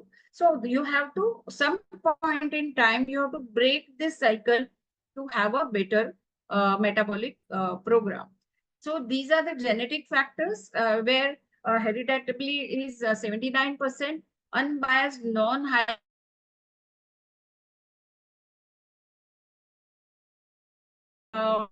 associated with the PCOS. These loci are located in close physical proximity to several potential candidate genes, including insulin receptor, thyroid adenoma, that is THADA, FSH receptors, and 10 and MADD domain containing DEND1A. Prenatal factors like low birth weight is actually a high risk factor for development of PCOS. The odds ratio for developing PCOS was 1.76 for women with birth weight less than 2.5 kg. Let us see how it happens. Low birth weight followed by a postnatal weight gain are associated with development of premature puberty and PCOS. Hyperandrogenic prenatal environment influences the genes implicated in the pathogenesis of PCOS. Therefore, the PCOS happens in these girls. There is what is called as a mismatch theory. So how there is a prenatal androgen excess, and there is an aberrant subcutaneous adipogenesis, and there happens an adult metabolic dysfunction. But How it happens? If there is a mismatch between the prenatal adipogenesis and postnatal lipogenesis, the PCOS results in adolescence. Let us see how it happens.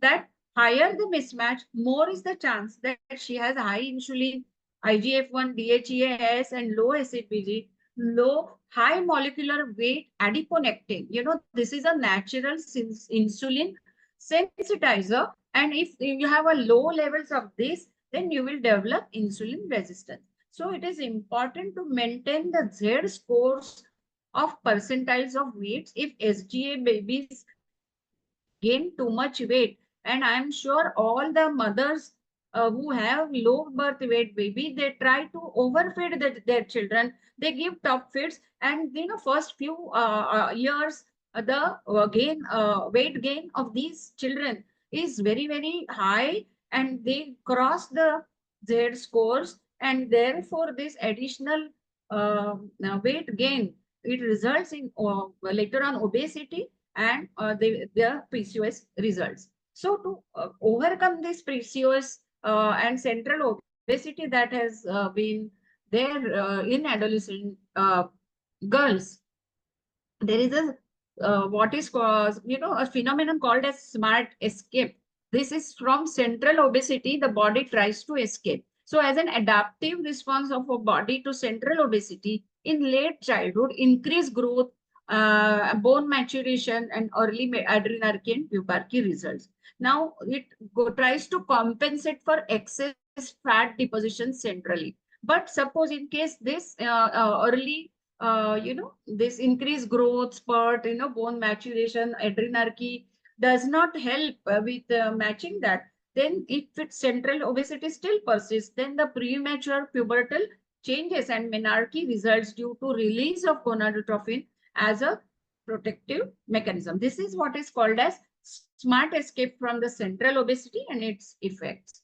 SGA and AGA babies differ in the metabolism. In SGA babies, there is a lower GPR120 gene expression, which is implicated in omega-3 fatty acid binding receptor. So reduced number of adipocytes in SGA have more chances of ectopic fat storage, because if more and more intake is there of fatty food, these babies will have no other place, but they will have this fat stored in the centrally in the liver and other areas. So GLP-1 secretion is lower, hence more appetite is there, and there is a difference in the gene methylation in AGA and SGA babies, also between placenta and the fetus. Now this is a picture, or it is rather too high for everybody to understand. So I will skip this picture, but this is a very important chart that tells you that there is a difference in the gene methylation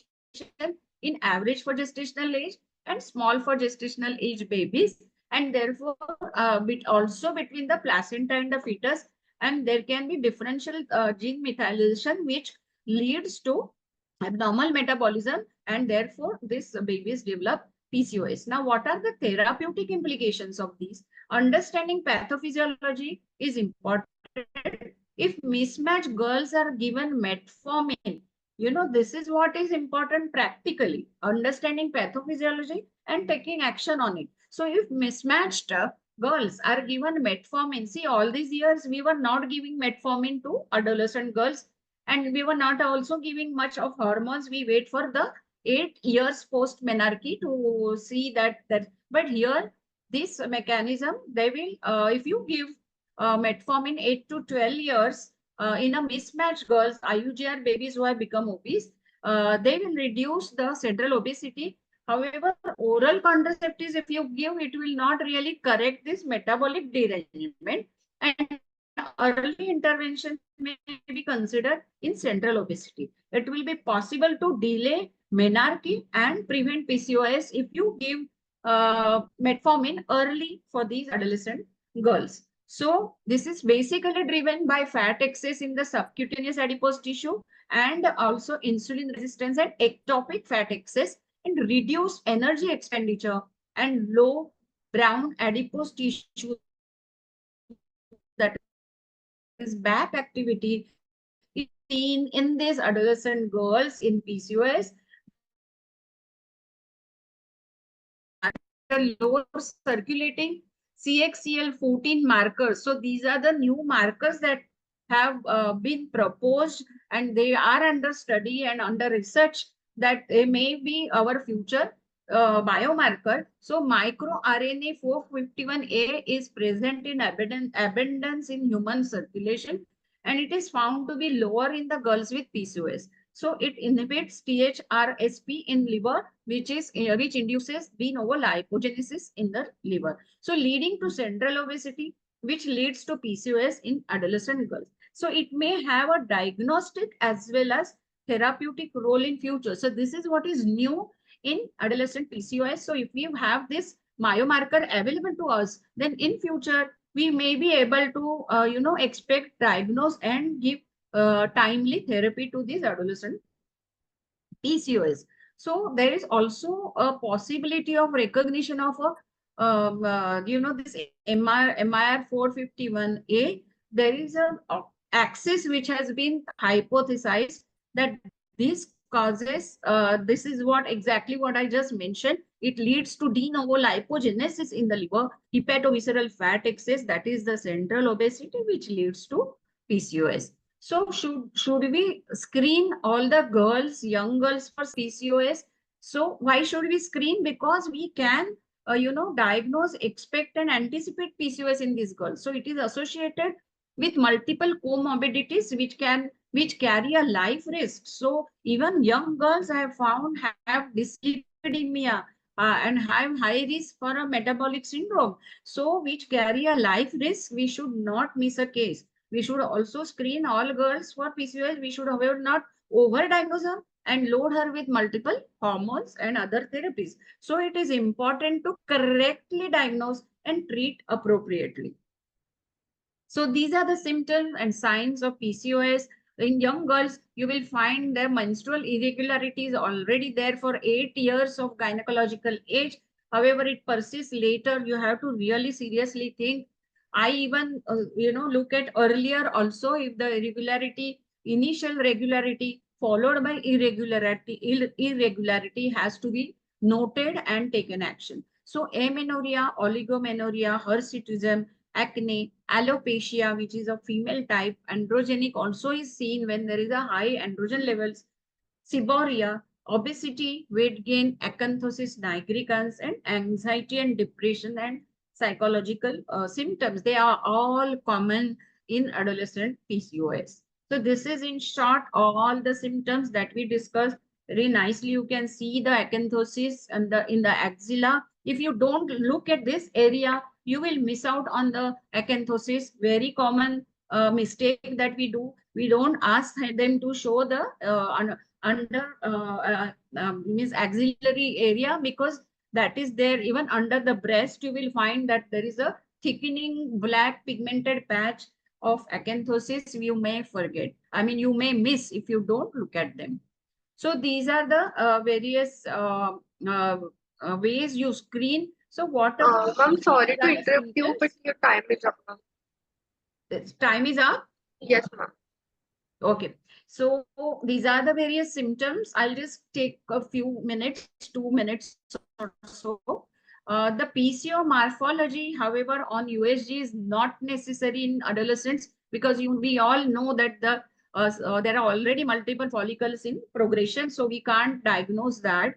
But menstrual irregularity is also a very common symptom. So what is important is hirsutism, and hyperandrogenemia is the most important feature to suspect that she is having this thing. But if you were to look at the ovaries as a probable diagnostic, then the volume that we consider 10 cc should be considered as 12 cc, and AFC count should be 12 per ovary, and bilateral or unilateral also is there. Now, these are the recommendations and practice points of PCOS, and they are definite descriptions of irregular menstruation. So can we prevent PCOS of adolescents? The answer is probably yes. You have to, identify girls at increased risk or at risk, and they are considered when who they have features of PCOS but do not completely meet the diagnostic criteria. So they are like, pre or stage of pre or PCOS stage, or at risk individual, or PCOS in evolution. These are the various terms that we give these young girls, and they should be reassessed 8 years post menarche for development of PCOS. Assessment of hirsutism, I'm sure all of you are aware, and this is what is most important in adolescent girls, that if you find hirsutism and you have ruled out any other cause of hirsutism, it is most likely PCOS. These are the Ferman-Galloway scores pictures. And if there is no hirsutism, but other things you are suspecting, you can do the blood test to document that there is a hyperandrogenemia, and these tests can be done, and it is particularly androstenedione which is found high in many young girls.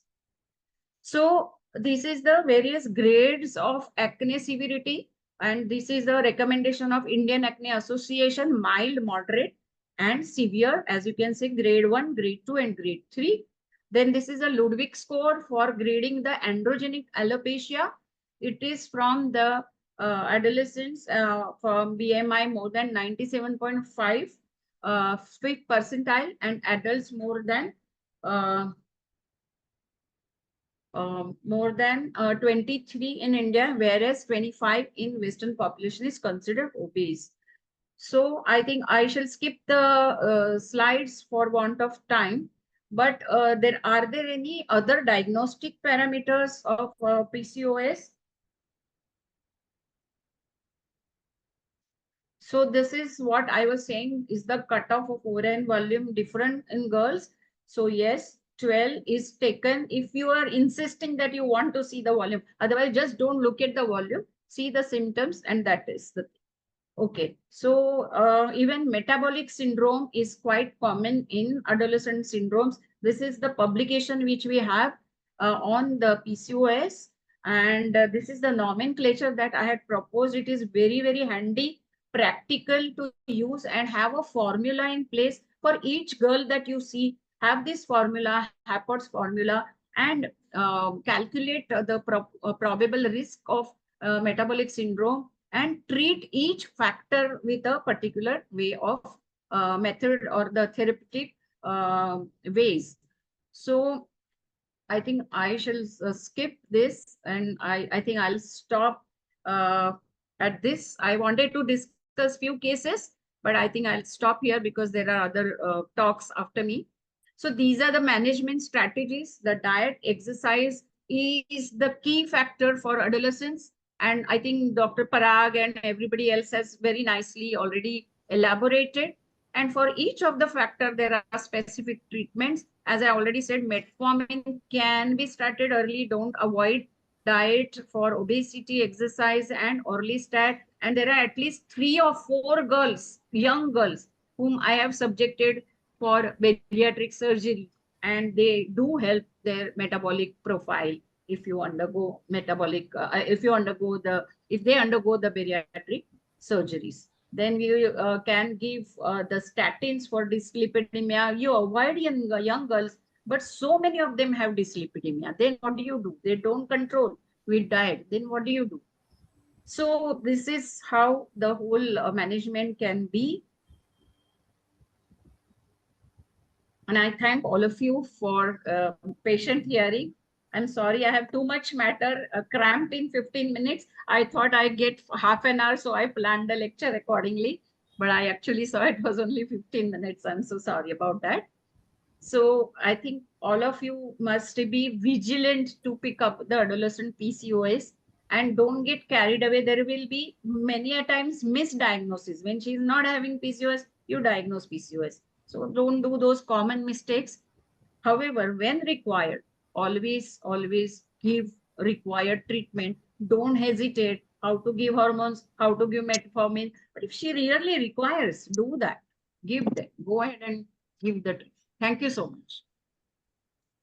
So the only constant in this world is change. I'm sure all of you agree with that. Thank you so much, Suvarna. That was a really wonderful, very elaborate and also many new things to learn on the horizon of PCOS. So, PCOS is something about which you can never stop learning. Thank you so much. And since we are behind time, so we'll immediately proceed to the next session. Meanwhile, I'll request all the speakers, once your session is done, please do check the chat box. And if there are any questions pertaining to your topic, please do answer them. I'll now request Dr. Ashwath Kumar sir to introduce the next speaker for the day, very senior member of the OBGYN fraternity, Dr. Pradeep Mitra. Ashwath sir, are you there? Yes, I am there. Welcome, sir. Welcome. Yeah. Good evening. First of all, I thank ICOG for giving me an opportunity to be a chairperson. So, Madam Supriya, Madam, can you just put the slide of? I will, sir, right away. Yes.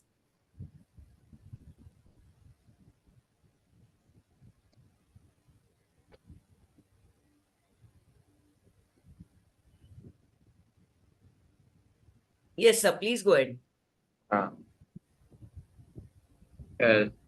Pradeep sir is the founder, secretary general of Endometriosis Society of India. So he is the apt person to talk on this topic on adolescent endometriosis. So he was the organizing secretary of International Conference of Endometriosis 2015, 19, 23. He was a past president of Bengal OBGYN Society, and he is invited faculty to many of the national and international conference. He has many publications to his credit, and is a founder of PCO Health Club in Calcutta, and is a director of Dr. Pratosh Misra Memorial Clinic, Calcutta, and he is a research investigator in Birmingham University. And his topic is a very interesting topic, the adolescent endometriosis. Many times a patient comes with dysmenorrhea, and we don't know what were the cause, and finally it lands up to, so the diagnosis and how it is being managed, it would be could hear from Pradeep sir. Sir, it's up to you. Pradeep, thank you. sir. Am I audible? Yes, sir. Thank you so much. I'm trying to share my slide. Yes, sir. Please. Screen share. It's not working. Not yet, sir. Sir, would you like our backend team to share it for you? Now, is it? Can you see this slide? No, sir. Not visible. Can I share your presentation, sir? Anyway, just a minute. Then you can do it for me. I don't know why it is not working. Yes. ICOG team, can you do it? Yes, done. Yeah. No.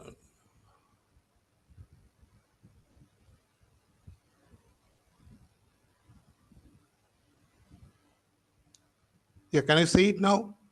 Yes, sir. Yes, sir. Okay, thank you. Now, thank you very much for the nice and kind introduction. I'll try to make my topic as brief as possible.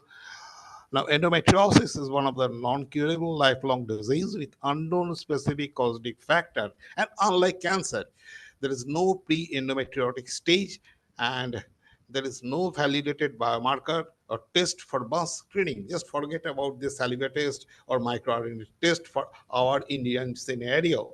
And incidence, what is the incidence? It is around 50 to 70% in the adolescent girls, and it has become a global epidemic. So, suspicion followed by earliest detection should be our goal. The next one. I'll try to discuss my topic into this following 7 components. Next one.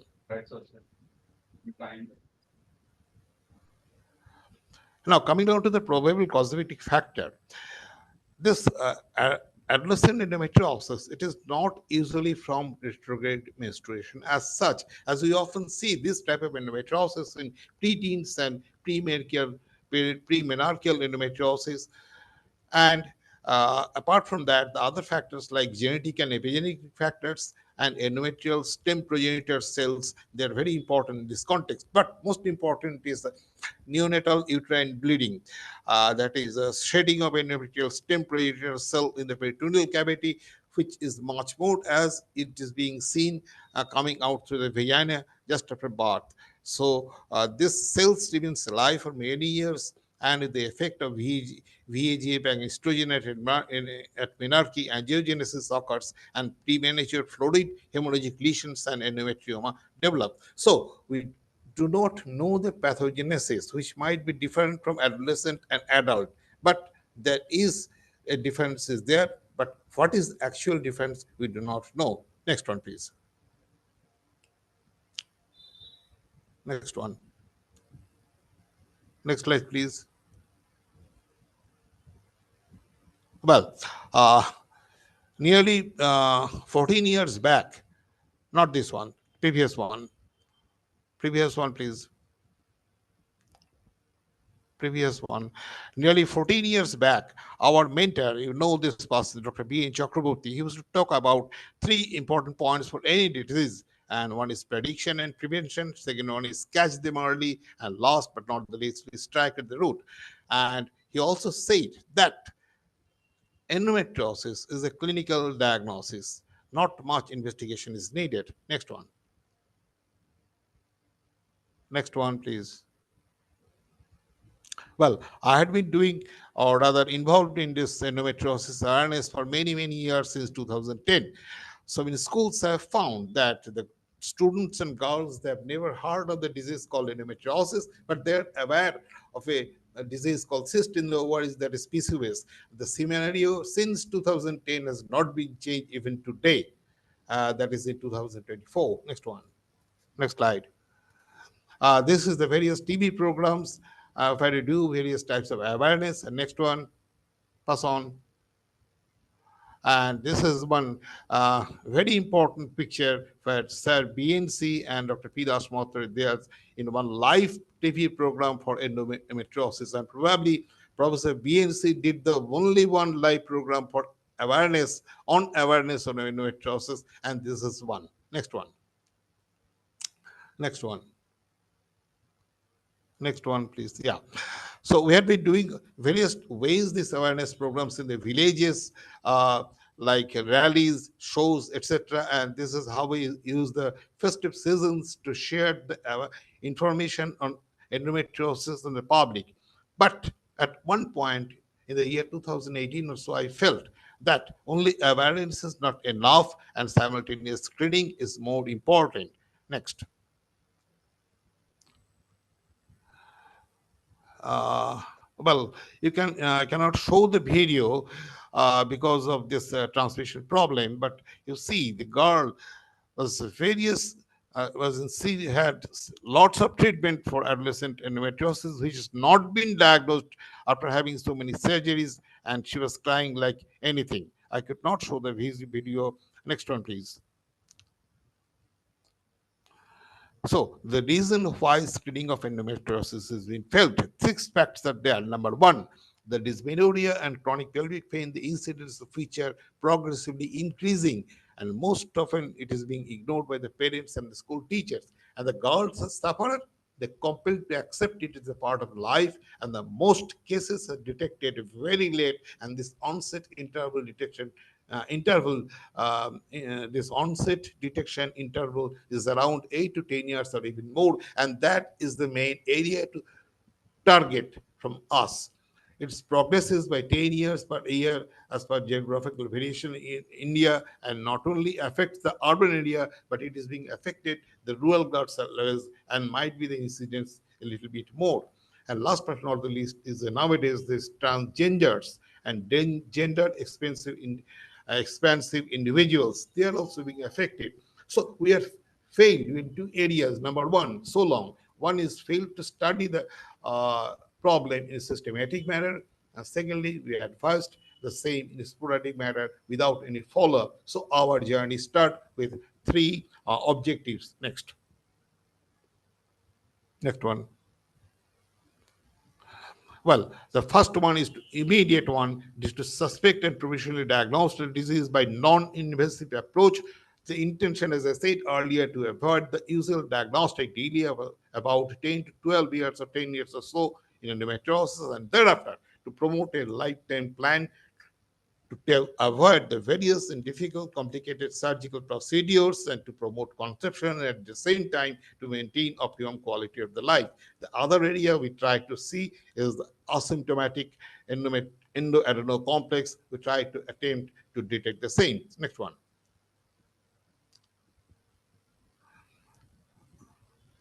So this is how this screening cum awareness program is done. There are three areas. The number one, the most important one, is a school visit program for this role of social welfare organization like Modern Kolkata and Indo Warriors are very, very important. The first one, as I said, is the awareness screening program. For what is being done, I am telling briefly.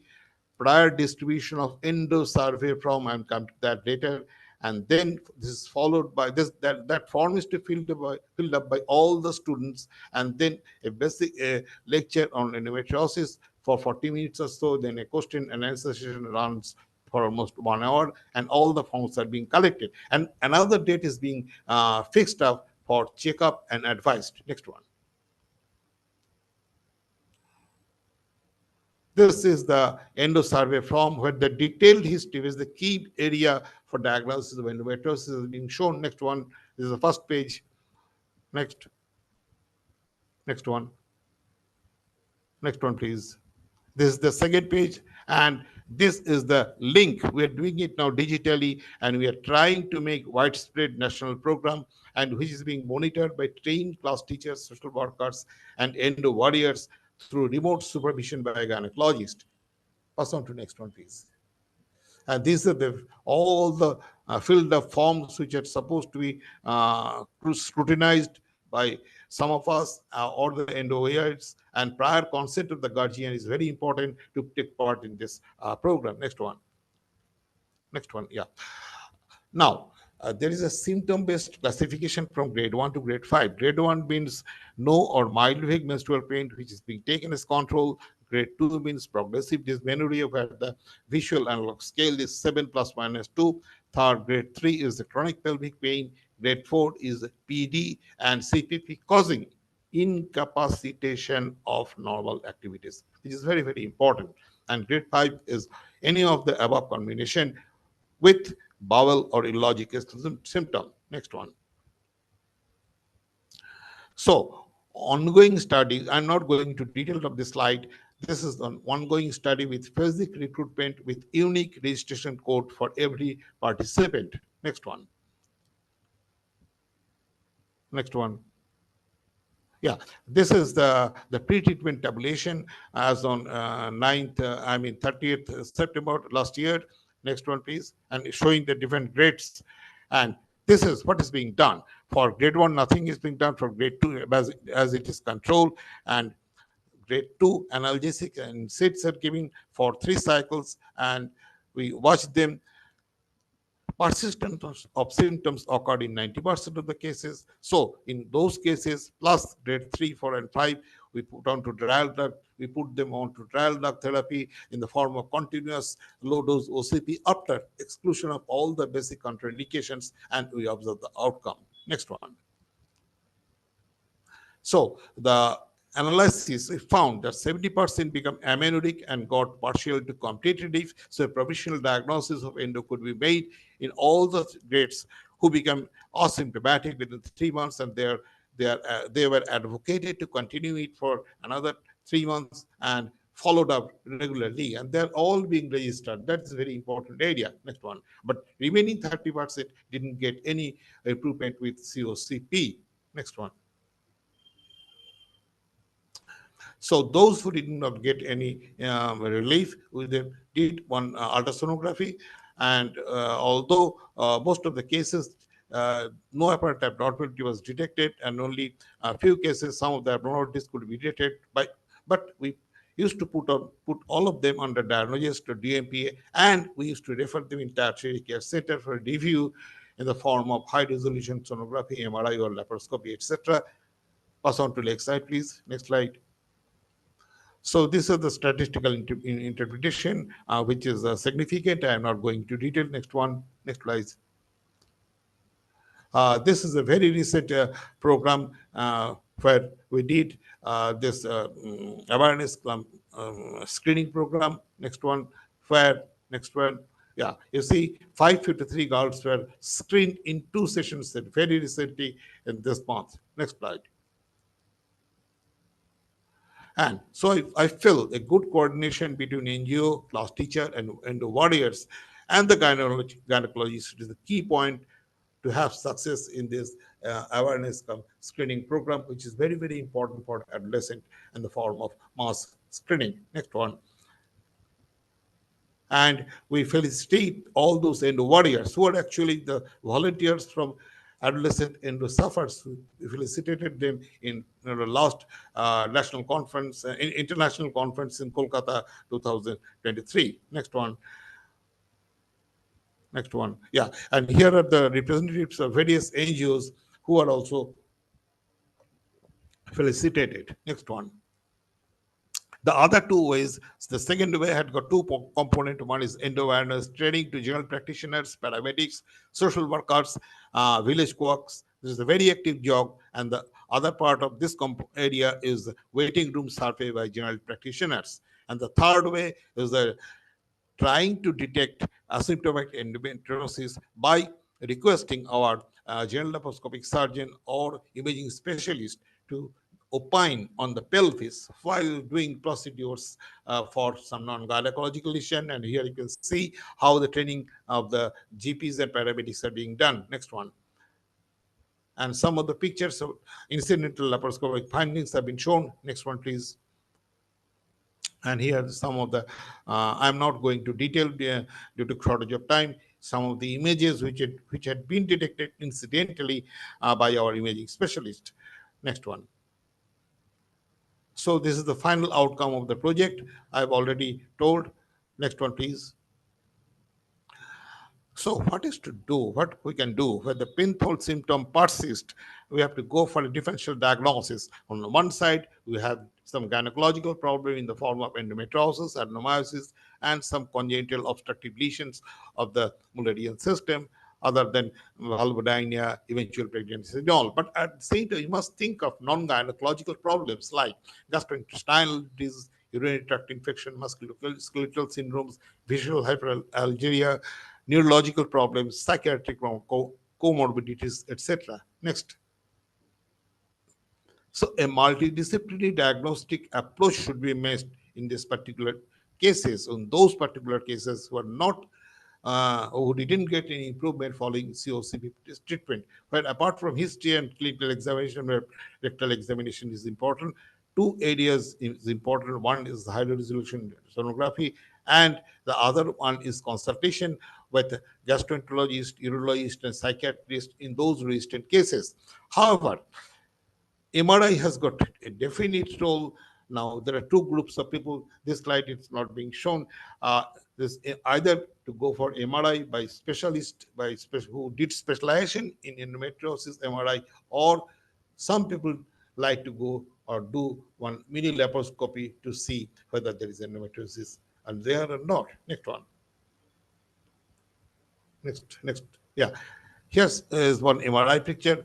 But most important finding is the thickening of the peritoneum of the pouch of Douglas with thickening of the uterosacral ligament with fixation of the ovaries, particularly on the right side, more often on the right side, asymmetry of the projection of the uterosacral ligament, and so on. These are some of the important features.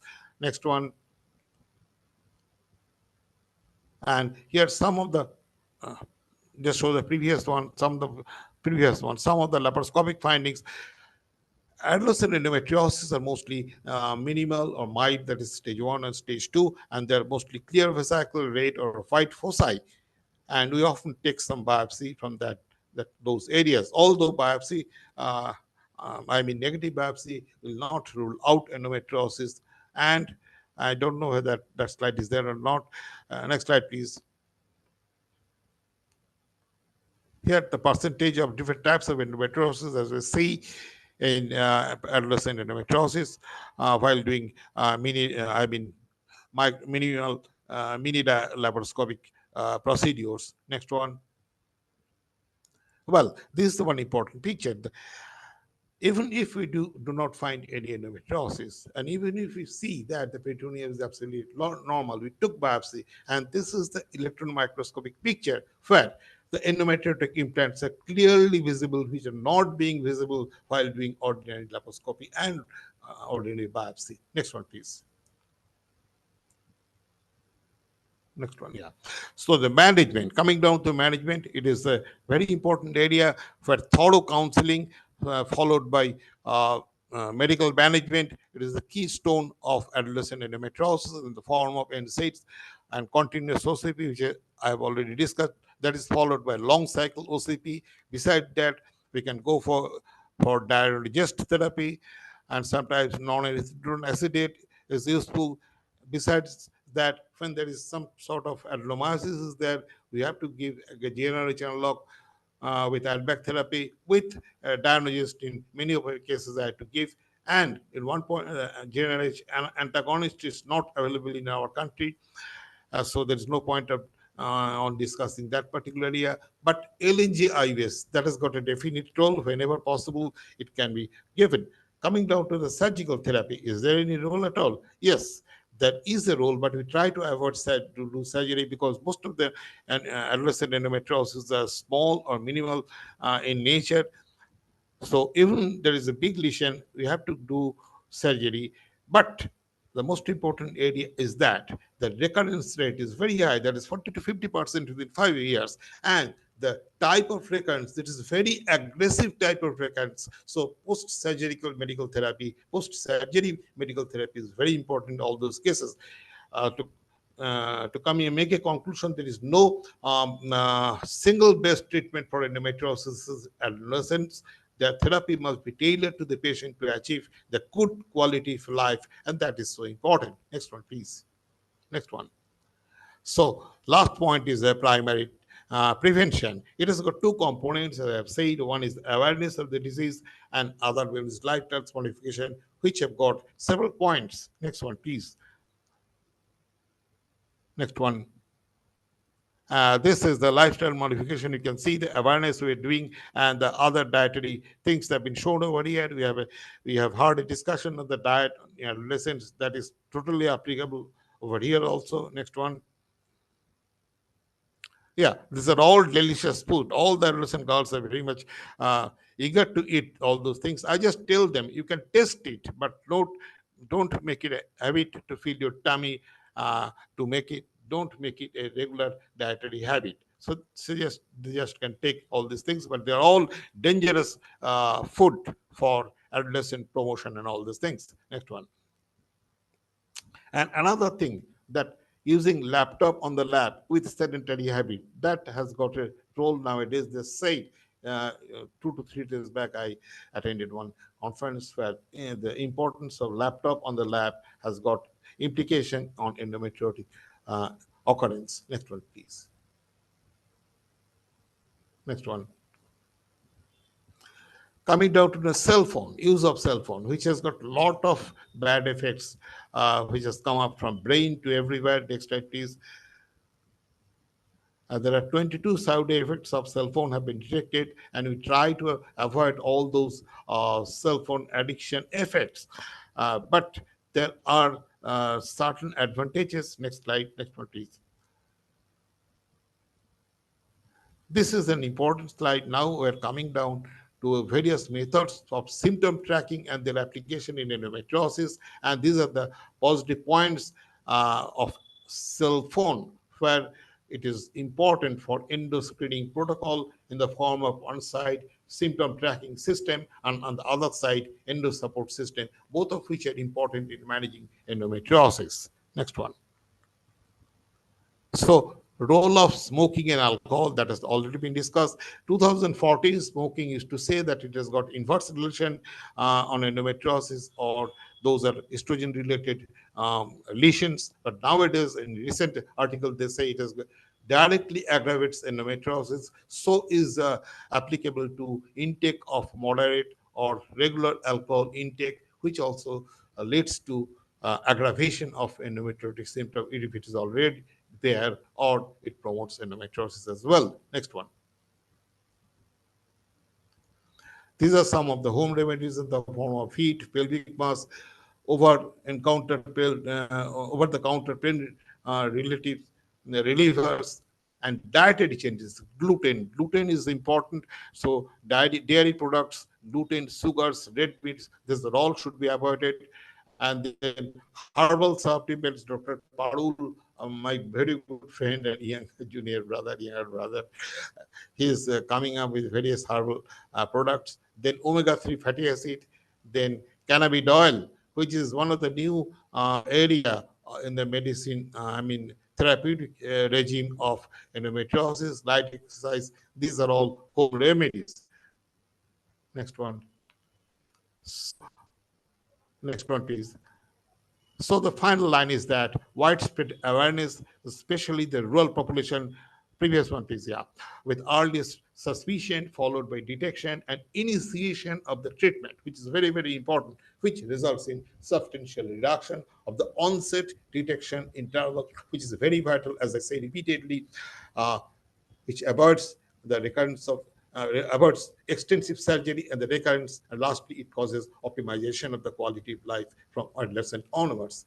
So thank you very much for patient hearing, and I must thank all the social workers and other physicians who just helped me in coming out with this nationwide progress. Thank you very much. Thank you so much, sir. That was really very elaborate, and we can really make out the in-depth study that you have of the subject. Thank you so much for enlightening us.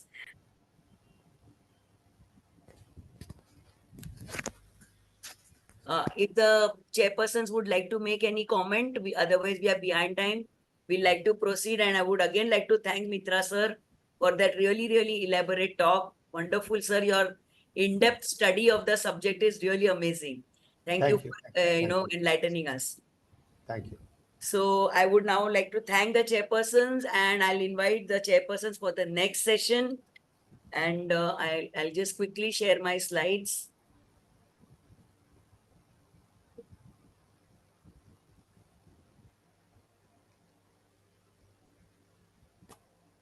So for the next session to chair, I am inviting Dr. Asha Rao, Director of the Rao Hospital, Director of the Postdoctoral Asha is not Fellowship. there, I think. Asha is not there. You go with Okay, ma'am. Okay, ma'am. Okay, I'll go ahead. Dr. Charmila Aivu, already she was present with us. Vice President Foxy 2024, Vice President Trichy OBGYN Society, Chairperson Clinical Research Committee Foxy 2016 to 18, and currently ICOG Governing Council member. Welcome, madam. And also Dr. Seema Pandey. Seema Pandey is from Azamgarh OBGYN Society. She has MD FICOG FRCM. She has held various positions, especially in ISAR, President of Azamgarh OBGYN Society ISAR, National Executive Committee member ISPAT, co-author of several publications. Welcome, madam. And I would like to request you to introduce the next speaker for our session, none other than Dr. Jayam Kanan. So, Seema ma'am, are you there? Yes, Supriya, thank you so much for your kind introduction. And I take pride and privilege in introducing one of my favorite person, none other than Madam Dr. Jayam Kanan. She is one of the role model and mentor for many of us. Madam is Emeritus Professor, Tamil Nadu MGR Medical College University, Vice President Foxy 2018. Ma'am was President PM NCH WHO since 2008 and Course Director Certificate Course in Reproductive Medicine Foxy since 2012. Ma'am has many achievements like President of India Medal for Outstanding Performance in MBBS. Congratulations. And State First in MBBS, AL Muralidhar Award in MD I think you should be OBGYN. happy with presenting me this much. And ma'am has so many publications. Best book Yes. in medicine award 2 times from Government of Tamil Nadu, authored and co-authored in many journals. Best Society President Award, Trichy Society 2013. Best Society Secretary Award, Tanjavur Society 1988. And I welcome you, ma'am, and stage Thank is yours. Thank you, ma'am. Thank you. And ma'am, lovely seeing you, ma'am. Thank you. Namaste. Thank you, ma'am. Can I allow to share my screen? Yes, ma'am. Welcome. Yes. And please do start your Yes. And here I go with my slideshow. Ma'am, please make it full screen. Yes, thank you, ma'am. Yes, yes. Yeah, Perfect. yeah. Suitable. So adolescent Perfect. abnormal uterine bleeding is the topic given to me today. And all of us, the minute we say AUB, we only come to know with the sperm coin classification, which is more meant for the women in reproductive age after 25, I think. This classification always includes polypleoma cervix, and none of them are mixed out. We do have, along with the sperm coin, the FIGO abnormal uterine system classification, which also talks about what is the number of pads used, tampons used, how many days you can bleed, how much you can bleed totally, do you become anemic, do you have difficulty in your life, so you are forced to take a leave on that day, and it always talks about, if you go abnormal uterine system, if you go into that, it talks about anovulatory uterine bleeding. This thing is always irregular. And it is always due to the hypothalamus pituitary ovarian axis in the absence of any uterine lesions or systemic disease. So normal menstrual cycle to be crisp has to be within 7 days, less than 80 ml, no anemia, no lifestyle disturbance. She can even be in a sport girl, and she should not smoke more than 21 pints. Anybody who has got 4 cycles only and says that she has got a heavy menstrual bleeding is not included in that. And the FIGO system in 2023 International Journal of Obstetrics Gynecology, which I have given the reference down, has also classified is not only as sperm coin, ovulatory and anovulatory, and has given details about what it is also. Then the 2023 recent one also talks about type 1, 2, 3, and 4, and in which type 1 has talked about the gain, the type 2 talks about the functional, infectious, and traumatic, and the type 3 ovarian, physiological, idiopathic, and endocrine. This is a recent one which is coming, which is also inclusive of the polycystic ovarian. When we take the causes of AUB in adolescent, we cannot forget the word pregnancy. Pregnancy is one thing which has to be taken up very clearly. And if supposing somebody is having a regular sexual function, that means that person is prone for a pregnancy problem, be it an ectopic miscarriage, trophoblastic disease, or anything, apart from other causes which we have looked at. So, for causes of heavy menstrual bleeding, it can be it includes all the hormonal problems. The infections like bacterial vaginosis do not cause heavy menstrual bleeding. Now, the next question is the history taking. We talked about so many factors. We had talked about the menstruation history in detail and how to get all the details in one paper. Yes, please go to this next paper. It is called Head Screening for Adolescent HMB, which talks about all this thing less than 7 days. How do you experience? Do you have any surgery? All these things. Please load down from Google and get it into all your practice of this thing. Now, when you come to the examination of the patient, woman, the examination will be looking for any heavy bleeding, tachycardia and hypotension.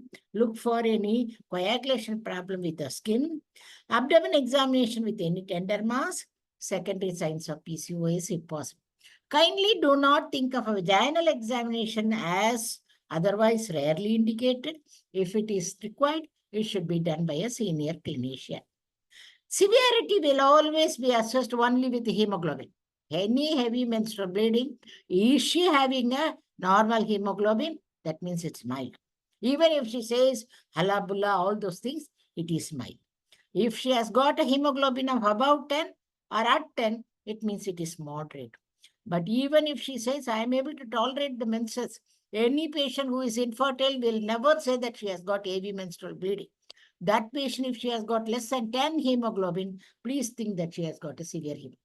Having seen the hemoglobin as an important assessment tool, in those cases, those who have got problems of less than 10 or anything, please go with the next assessment of CBC, blood group, ferritin, coagulation screening, thyroid, urine or blood, beta HCG with the consent if you find her to be sexually active, and a pelvic ultrasound if bleeding is persistent along with severe pain. And if you suspect any disease of coagulation profile, please go with those tests. But if the patient has been taking any non-steroidal antibiotic, anti-inflammatory drugs, or she has got severe bleeding, these platelet function tests are to be avoided presently. Now, when the treatment comes, it is first non-hormonal. All patients benefit from iron, especially in India. Tranexamic acid, yes, for adolescent, 1 gram TDS allowed. This does not regulate the menstrual cycle, reduces only the bleeding. Non-steroidal anti-inflammatory drugs, yes, it can be mefenamic acid, naproxen or anything, which reduces menstruation even during normal menses. They can be this antifiber, this tranexamic acid and mefenamic acid can be combined. Non-steroidal anti-inflammatory drugs act by effect of prostaglandin, so they can also reduce dysmenorrhea, whereas tranexamic acid cannot reduce dysmenorrhea. Now I said role of iron. The iron is being very much on discussion, studies are going on. Somebody say there is a role in repair of the endometrium. Somebody says no role at all.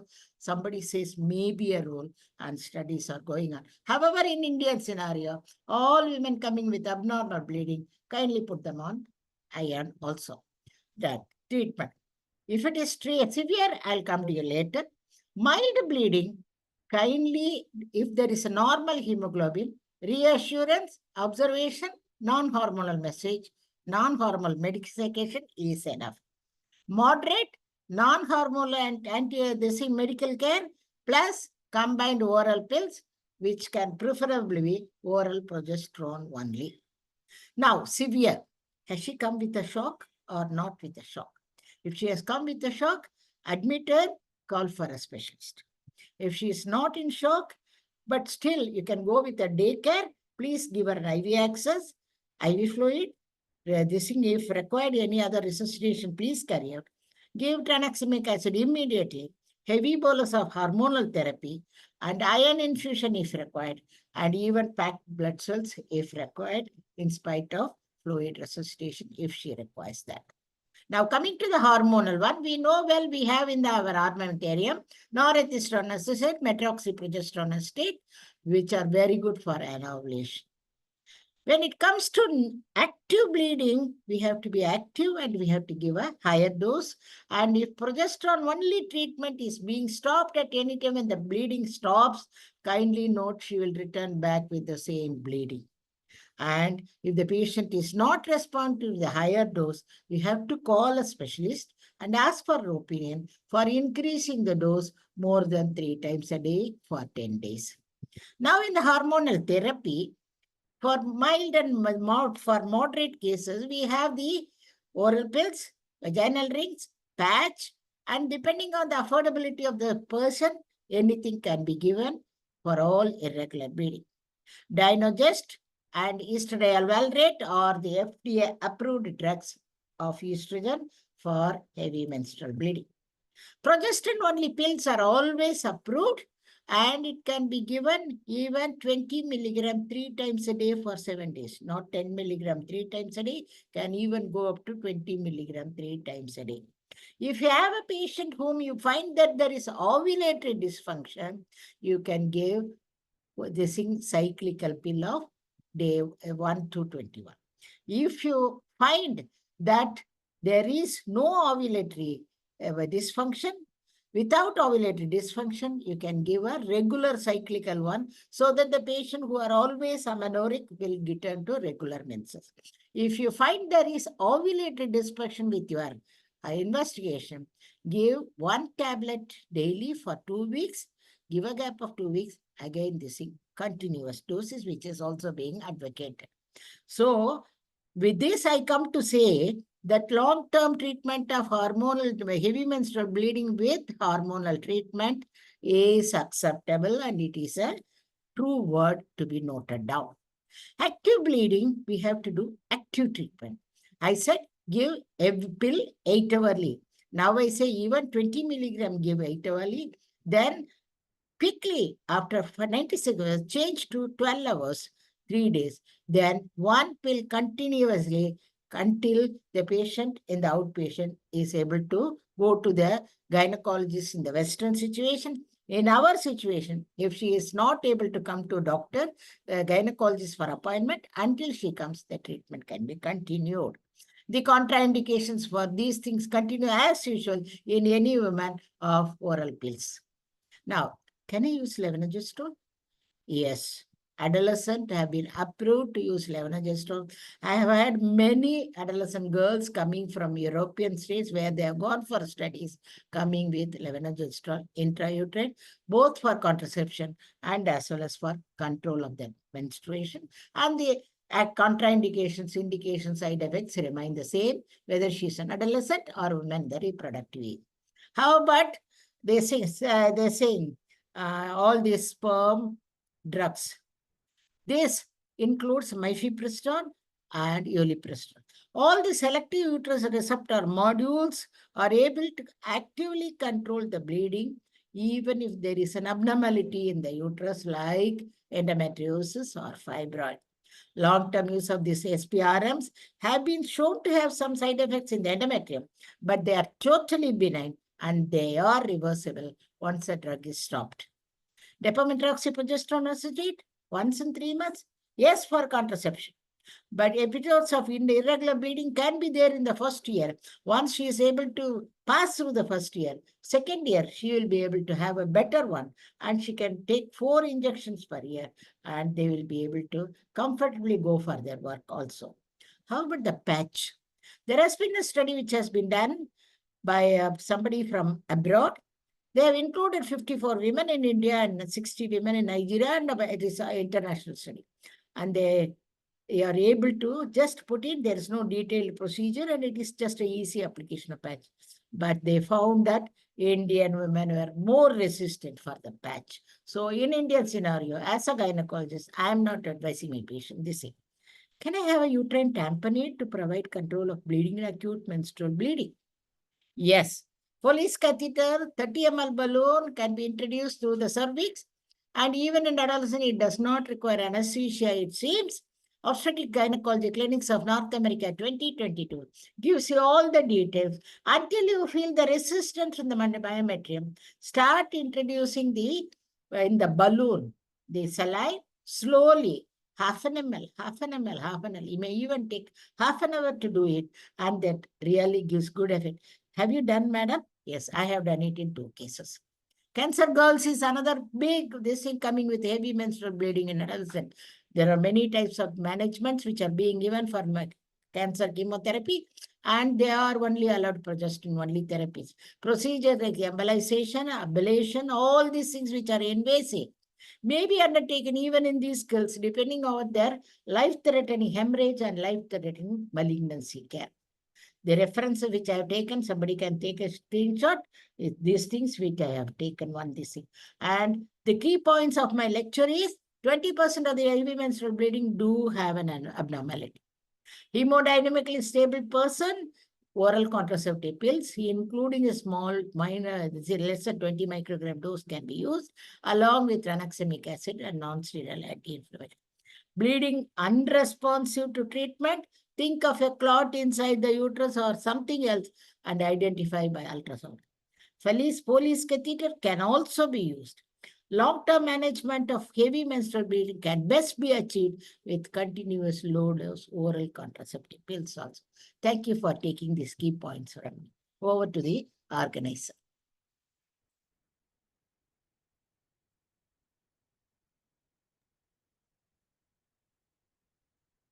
Supriya? Thank you so much, ma'am. Yes. Quite mesmerizing. I mean, I am speechless.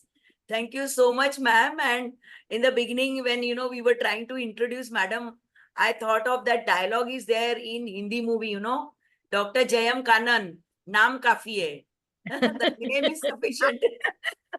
Excellent, madam. Very Thank impressive, very impressive. Thank you so much. Thank you, ma'am. What a Thank pleasure. Thank you very much for your wonderful comment. Not interesting only, we should think.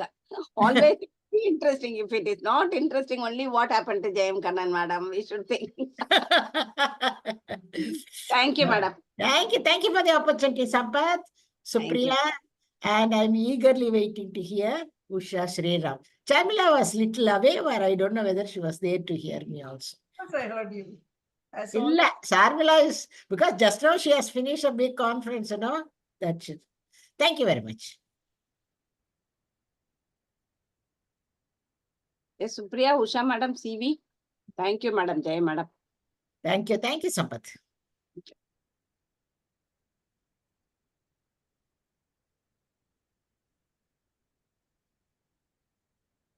Yes, Supriya. I think Charmila is muted. You have to unmute her. Charmila, if you are there, you can introduce Dr. Usha, madam. Thank you so much, ma'am. It's my honor to introduce Dr. Usha Sriram, a graduate of Madras Medical College. We have known her for so many years for her such insightful thoughts into endocrinology. She's a AB Internal Medicine and AB Endocrinology, Diabetes and Metabolism. Head of the Department of Endocrinology, Diabetes and Metabolism at Voluntary Health Services, Chennai. She's a president of the Indian Society for Bone and Mineral Research, founder of Divas, and she's got a special interest in GDM, women's health, osteoporosis, preconception care, and medical ethics. May I request Professor Usha Sriram to give her talk on in adolescence. Thank you so much for the opportunity. Thank you. Thank you so much, Charita. Thank you, Dr. Sampath. And of course, I listened to Dr. Jayam's wonderful presentation. And in fact, I'm an honorary obstetrician gynecologist, thanks to my many years of association with all of you. Today's talk, I hope you can see my slides. I'll make it can you? Usha, madam, it is seen. Can see. Yes, ma'am. So today the talk that has been given to me is adolescent endocrinology, and this I put these flowers because that's exactly what it is, that old blooming of a young, a girl, a pre-adolescent girl, thanks to all the hormones that keep rushing in from the different endocrine glands. She blossoms into a beautiful young woman, a flower. Adolescent health is exceptionally important. It's a national priority for many reasons, and I'm so glad to be part of this, not only because, healthy young girls become healthy young women and therefore they stay healthy throughout their life. We also know, we just finished a major meeting on preconception care, that the health of the adolescent girl is directly reflected in pregnancy outcomes and in outcomes for the offspring. And so special attention to these girls are very important. The age for women of reproductive age is traditionally defined as 15 to 49. But in our country, 50% of our population is below the age of 25. And if you take, the age like below 20, a significant percentage of that 50% is below the age of 20. So we are talking about a large percentage of population. And it typically begins with the onset of physiologically normal puberty. And I'll show some numbers on what that is for, globally and in India, and ends when an adult identity and behavior are accepted, roughly to the period between 10 and 19. And the WHO defines it as 10 to 13 as early adolescence, and 14 to 16 as mid, and 16 to 19 as late. And many changes happen in women during, in girls and women during this time. And as I mentioned before, as an endocrinologist, all of these glands that we have mentioned here, if you don't want to look at the boys, but just look at the girls, all of the glands that are mentioned start functioning peak capacity by the time the adolescence happens, and that interplay, especially in the pituitary hypothalamus and the gonadal axis, is really what defines puberty. But more recent, at a more நல்லம்மா, நல்லா இருக்கேம்மா. நேத்தியே உங்க hospital தான் assess பண்ணிட்டு இருந்தேன். கிட்டத்தட்ட அரை madam, changes that take place. As you can see, the role of kisspeptins and neurokinins and dynorphins that have a major impact on the GnRH neuron. And we know now that things like precocious puberty, I'm not going there because that's really, pre-adolescent happening. We will talk about delayed puberty.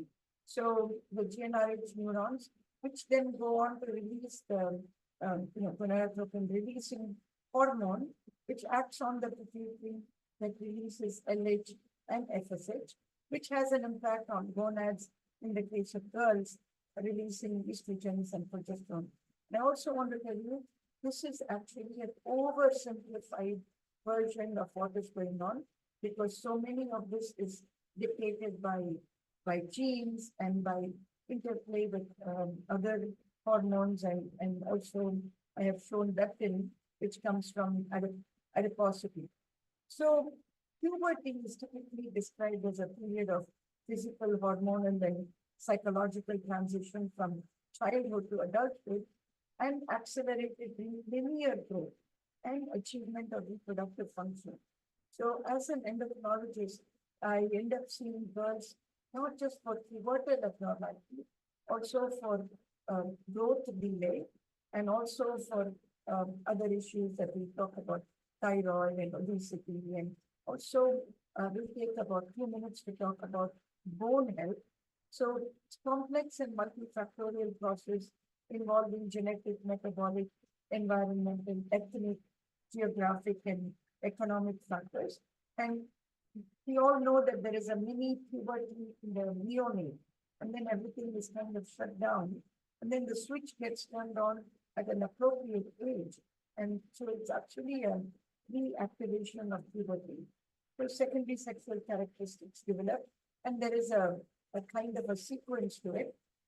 Attainment of reproductive capacity, a secondary wave of skeletal growth, the pubertal growth spurt, and attainment of adult stature, and premature or delayed puberty affects.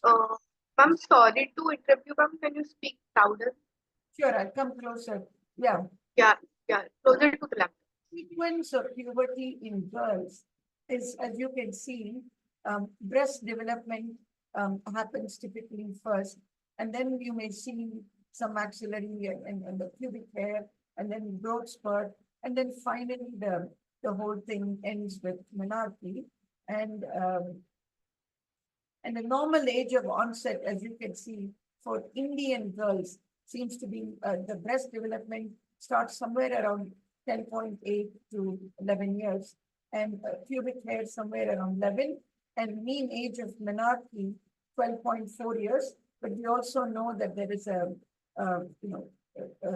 slightly earlier onset of menarche in overweight girls, and a slightly later onset of menarche in thin girls. And as I mentioned before, all of this determines the timing. Very, very important is the body mass index and fat mass. There is a critical fat mass that is needed for initiation of puberty, and this is one of the reasons that girls with anorexia nervosa or other eating disorders may have delayed puberty. We use these terms like adrenarche and gonadarche and pubarche and menarche. So adrenarche is typically ACTH dependent secretion of androgens from the adrenal zona reticularis. So the adult body odor, oily skin, and pubic hair. And gonadarche is typically due to the pulsatile secretion of LH-FSH from the pituitary.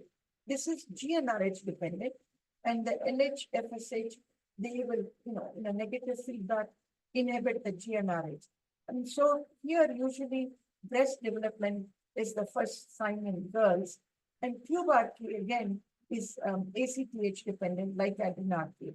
This is development of pubic hair, and thelarche is breast. And just to show you in a picture, this Tanner staging of breast development is something very important. And as physicians, as gynecologists or endocrinologists or pediatricians, we must get into the habit of marking the Tanner staging for breast and for pubic hair every time the girl visits us, because this is going to give us how the puberty is marching through. And if you see an arrest in puberty, it may be the early sign for us to recognize something like a pituitary tumor or a craniopharyngioma or something happening to the girl. It may be even mental health or nutrition related. So very important that we do this Tanner staging of breast, stage 1 being pre-puberty, going up to stage 5, which is mature projection, like a mature breast development. So if a girl comes to us, and by definition, we say that by 13, when she already has, when she has no secondary sexual characteristics, we should begin a full workup. And by 15, if she already has secondary sexual characteristics and still not developed, still not attained menarche, we should absolutely go ahead and start evaluation. If we can do a pelvic ultrasound first, then it will tell us whether the girl has a uterus or not. And as somebody mentioned earlier in the talk, we really don't do those rectal exams and pelvic exams and all that in these young girls. Just a good pelvic ultrasound will be able to tell us whether a uterus is present or not. If the uterus is not present, really we are dealing with just two things, like a Mayer-Rokitansky syndrome, or when the uterus is absent, or it could be something like testicular feminization, and a karyotype will give us the answer. Whereas if this girl has got a uterus, then we should proceed with getting LHFSH, a thyroid function test, and a prolactin level. And based upon that, we will be able to clearly pinpoint where the problem is. Is it at the level of the ovary? Is it at the level of the pituitary? Is it possibly outside this, like maybe an adolescent PCOS or a thyroid problem? So that kind of a systematic workup is very, very important. And as you can also see, there are multiple causes of delayed puberty, everything from primary hypogonadism, we are all very familiar with, things like Turner syndrome, or autoimmune primary ovarian insufficiency can also happen, or it can be secondary hypogonadism, which can be due to pituitary tumors or hypopituitarism of other causes, or prolactin problems. So all of these are very important to carefully evaluate. Moving on to when a girl comes to us with growth problems, as you can see, it's a complex system of the hypothalamus secreting growth hormone releasing hormone on the one hand, somatostatin on the other hand, and the pituitary releasing growth hormone that working on the liver, releasing IGF-1 that acts at the level of the muscles and the epiphyse, the bone and epiphysis. So it's a very complex system, and any abnormality along any of this can be a problem. So if a girl is brought to us with short stature, one of the first steps, of course, we want to document the height on a growth chart. We want to get the mid-parental height, see where they are. A simple, low-cost test is called bone age. You just do an X-ray of the non-dominant hand, and it will tell us what is her bone age. For this, on this extreme right, you can see all the epiphyses are fused. This is a girl who has finished growing. On the other hand, if you see only certain bones have appeared, based on that and based on an atlas, we are able to tell them what is their bone age. Then based upon that, we proceed and go ahead and do other things like calculate height, velocity, and measure thyroid hormones, kidney function, CBC, rule out simple reasons, and then go on to measuring IGF-1 and IGF-83 to see if they could be having, growth hormone deficiencies, and then decide whether this is just a constitutional delay or some other, serious reason for growth retardation.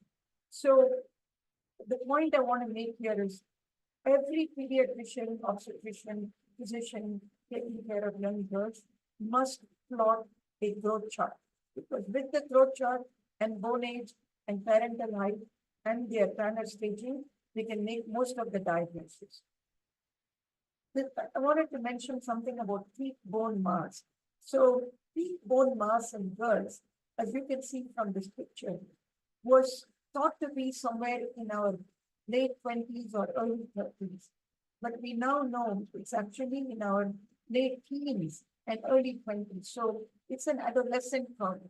If girls do not get their peak bone mass by the time they are in their teens, chances are they're going to have a lower peak bone mass, and chances are they will, have consequences like osteoporosis at an early in their life, maybe even in their 50s and 60s. So very important for young girls to have good nutrition, physical activity, and avoidance of substances that can affect their peak bone mass. So when we say good nutrition, calcium, vitamin D, nutrition is really important for adolescent girls. The source of calcium is really only food, whether it is dairy products, whether it is other sources of calcium in our diet. Whereas all the vitamin D comes only from the sun, especially for vegetarians, where there is zero source of vitamin D. And because it is the vitamin D that is going to help absorb the calcium from the gut. So any amount of calcium we take will not be useful if we don't have vitamin D. And typically teenage girls avoid the sun because either they're worried about darkening of the skin or other complications. So therefore, we must motivate them to get sun exposure 20 minutes between 10 a.m. and 3 p.m. or 4 p.m. every day. That's very, very important. And if that doesn't happen, there will be mobilization of calcium from the bone, osteomalacia can happen, and then as they go on, osteoporosis can develop. So as you can see, if genetic peak bone mass is not achieved due to poor lifestyle choices, you can go on to develop osteoporosis at a much earlier age. And so osteoporosis is a geriatric problem with pediatric origin. We need to keep that in mind. We've already heard about PCOS. Just two important points from an endocrinologist point of view I wanted to make, especially for adolescent PCOS. Making that diagnosis is so critically important that we don't overdiagnose, underdiagnose, misdiagnose. We can call them at risk for PCOS if there is any doubt, but it's really important to look at this definition of irregular menstrual cycles in adolescents according to time post-menarche. Keep that in mind before we call someone as having irregular cycles. Look for features of androgen excess. And then the most important thing, both for adults and for adolescents, is ruling out also other causes, because PCOS is a diagnosis of exclusion. And when it comes to adolescents, the pelvic ultrasound should not be used for the diagnosis in those with a gynecological age of less than 8 years. This is very, very critically important.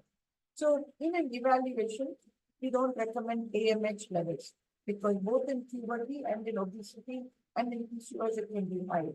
Insulin levels clearly not recommended, but we should be testing for glucose intolerance with a GPT ideally or an A1C, and hyperandrogenism evaluation with a free testosterone DHEA sulfate. Somebody mentioned this and I'm so happy. I think, madam, the lipid profile is absolutely mandatory for the girls with PCOS, and ruling out other causes like CAH and Cushing's and hyperprolactinemia, pituitary hypothalamic amenorrhea, and adrenal and ovarian tumors that are producing androgens. So there is a very nice algorithmic workup that we should be doing, especially in adolescents, making sure that they are not on medications that can cause PCOS, and making sure that we rule out other things. I'm coming to the end of my presentation. Quickly, a couple of comments about thyroid disorders. Any enlargement of the thyroid in an adolescent is no more considered pubertal goiter. Any enlargement should be evaluated, and that is very, very important. And the signs and symptoms in adolescents can be delayed or early puberty. There is a condition called Van Wink-Grumbach syndrome, which is precocious puberty in girls with hypothyroidism, because TSH and FSH, they share homology in their alpha subunit, or they can have growth failure, or they can present with thyromegaly, poor school performance, weight gain, menstrual irregularities like menorrhagia or amenorrhea, and of course, mental health issues like depression. A whole list of things that can cause hypothyroidism in adolescents, typically autoimmune disorders, but also some medications, and also some external things like radioactive iodine and external beam radiation. Couple of points. When we treat girls with hypothyroidism, usually in young people, the dosage is higher. In adults, the dosage is somewhere around 1.5 to 1.6 micrograms per kg. And you see in younger people, it is so much higher because that is the requirement for young people. And we should normalize their thyroxine quickly, but definitely not over-treat them with thyroxine. And the interpretation of thyroid function test, all we need to do is, if you're doing general screening, a TSH is enough. But if your clinical suspicion is high, get a TSH and a free T4, and the combination of the two will give us most of these answers, except for a rare person who has T3 toxicosis, or a rare person who's in the ICU and we want to know what is the cause of their low or high levels. Otherwise, we don't need to do this P3, P4, TSH and a whole bunch of tests. We don't need to do that. And of course, hyperthyroidism is more complex, and you can see multiple reasons for hyperthyroidism. Needs really a specialist to address this. So when it comes to hyperthyroidism, I think it's important to refer to a specialist. I'm going to end here with just a couple of words about obesity. What I wanted to say here was that has become our biggest issue in taking care of girls in the adolescent age group. And obesity is, the reasons could be something like genetic reasons. They refer to us for endocrine evaluation. Less than 10% have actually a secondary cause. Very few are either due to hypothyroidism or Cushing's or insulinoma or hypothalamic obesity or some genetic syndromes like Prader-Willi syndrome or all of the genetic syndromes that we talk about. Very, very rare. The most common reasons are just, it's either like nutritional or lack of physical activity or a combination of the two. And the evaluation is really a complete history and physical, followed by ruling out diabetes, ruling out lipid disorder, making sure they don't have a thyroid problem, and then proceeding from there to prescribing a healthy diet and physical activity. Personally, I don't like to prescribe any medications for girls with obesity and just push the lifestyle as much as possible. Only with those who have either tried all of that or have comorbidities, we have to think in terms of possibly some pharmacotherapy or very rarely adolescent bariatric surgery. So healthy girls become healthy women, and that's another very big reason for adolescent health to be our top priority. Thank you, sir.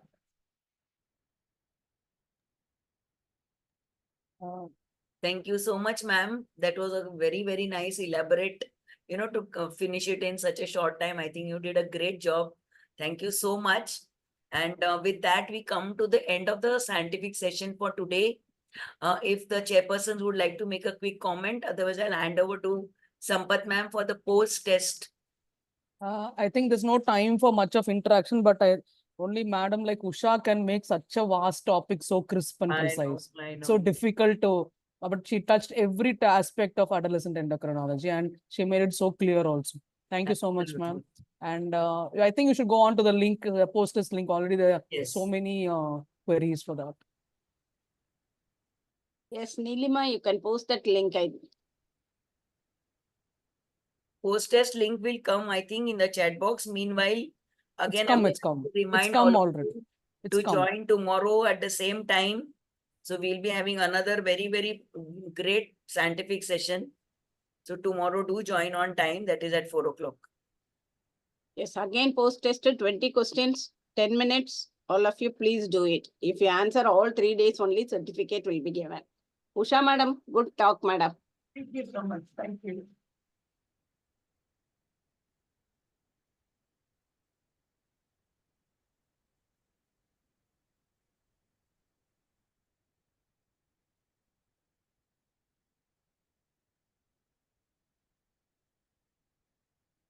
The link is in the chat box.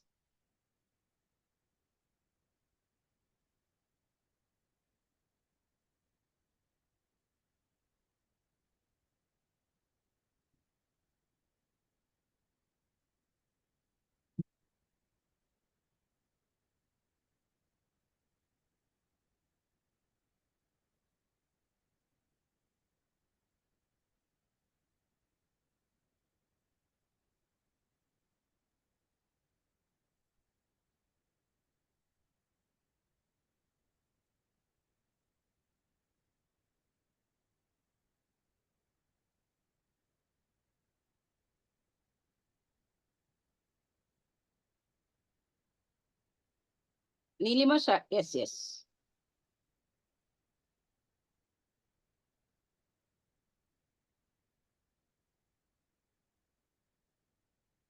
Dr. Yes, Mutahirava, that link is already in the chat box.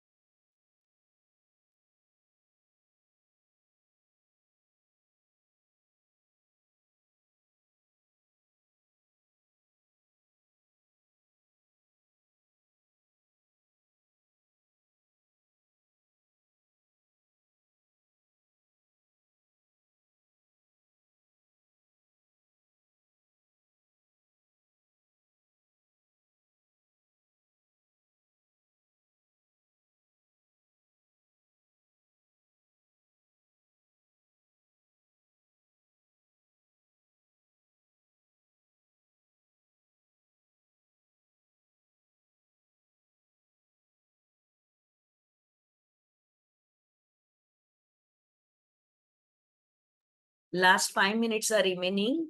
All the participants, please do fill in the posters. It is there in the chat box and submit it.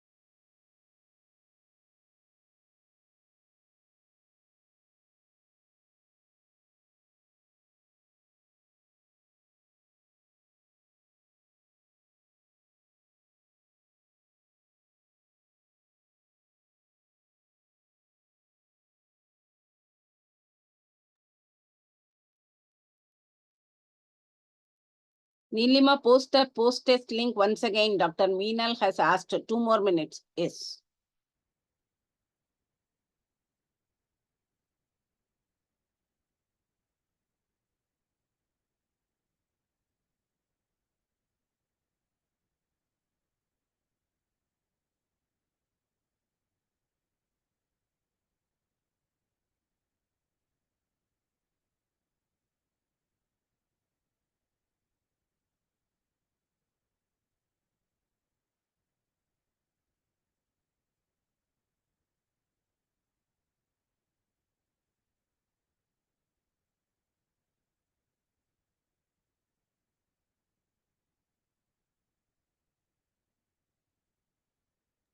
Last 2 minutes remaining. Please hurry up and submit within time.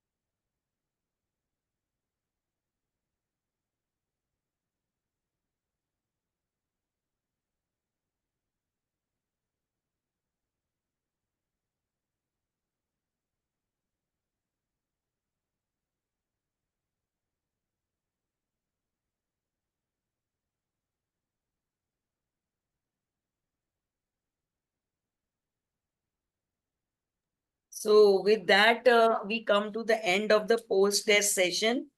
And I think Supriya, ma'am this will- has to be read. This questions. Yes, ma'am. This is the key to the answer. So you want me to read them, ma'am? Yes, Supriya, we'll Okay, finish. I'll read them. So today's total 20 MCQs. First question, chronic low energy availability impacts A, bone health, B, immunity, C, menstrual and reproductive function, and D, all of the above. The answer is all of the above. Second question, menstrual function in athletes usually manifests as A, polymenorrhea, B, oligomenorrhea, amenorrhea, C, menorrhagia, D, intermenstrual bleeding.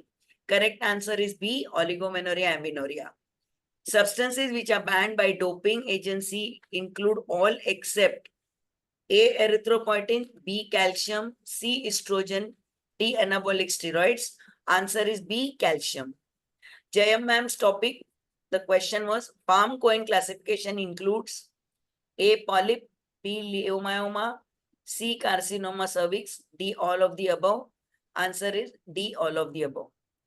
All of the below can cause heavy menstrual bleeding in adolescent except A, immaturity of the hypothalamus pituitary axis, B, anovulation, C, bleeding disorders, D, irregular hormone intake, that is contraceptive devices, and E, bacterial vaginosis. Answer E, bacterial vaginosis. Role of iron in menstrual, slowly there, yeah. Role of iron in menstrual physiology. A, plays a crucial role in repair of endometrium. B, role in endometrial repair is yet to be determined. C, iron does not play a role in repair of endometrium. The answer is B, role in endometrial repair is yet to be determined. 7, long-term management of heavy menstrual bleeding is best achieved with continuous hormonal contraceptive therapy. Is it true or false? Answer is true. Next question. How many calories per day do adolescents need?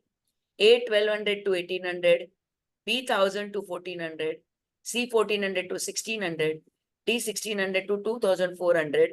Answer is D, 1600 to 2400. Yeah, next one, 9th question. Adequate nutrition during adolescence is important for helping prevent which adult diet-related chronic diseases? A, cardiovascular disease, B, diabetes, C, osteoporosis, and D, all of the above. Answer obviously is all of the above. RDA for calcium in adolescent is A, 500 milligram, B, 800 milligram, C, 1000 milligram, and D, 1200 milligram. Answer is D, 1200 milligram. Can we shift the questionnaire up? Yeah, thank you. Exposure to sunlight between dash to dash is important for vitamin D. 7 a.m. to 9 a.m., 9 a.m. to 11 a.m., 11 a.m. to 2 p.m., and 2 p.m. to 5 p.m. Answer is C, 11 a.m. to 2 p.m. RDA for calcium in adolescent is? Oh, Supriya, this is not calcium, iron. I have told I thought as much. Yeah, I was also confused. RDA for iron in adolescent is 6 milligram, 10 milligram, 15 milligram, 18 milligram. Answer is B, 10 milligram.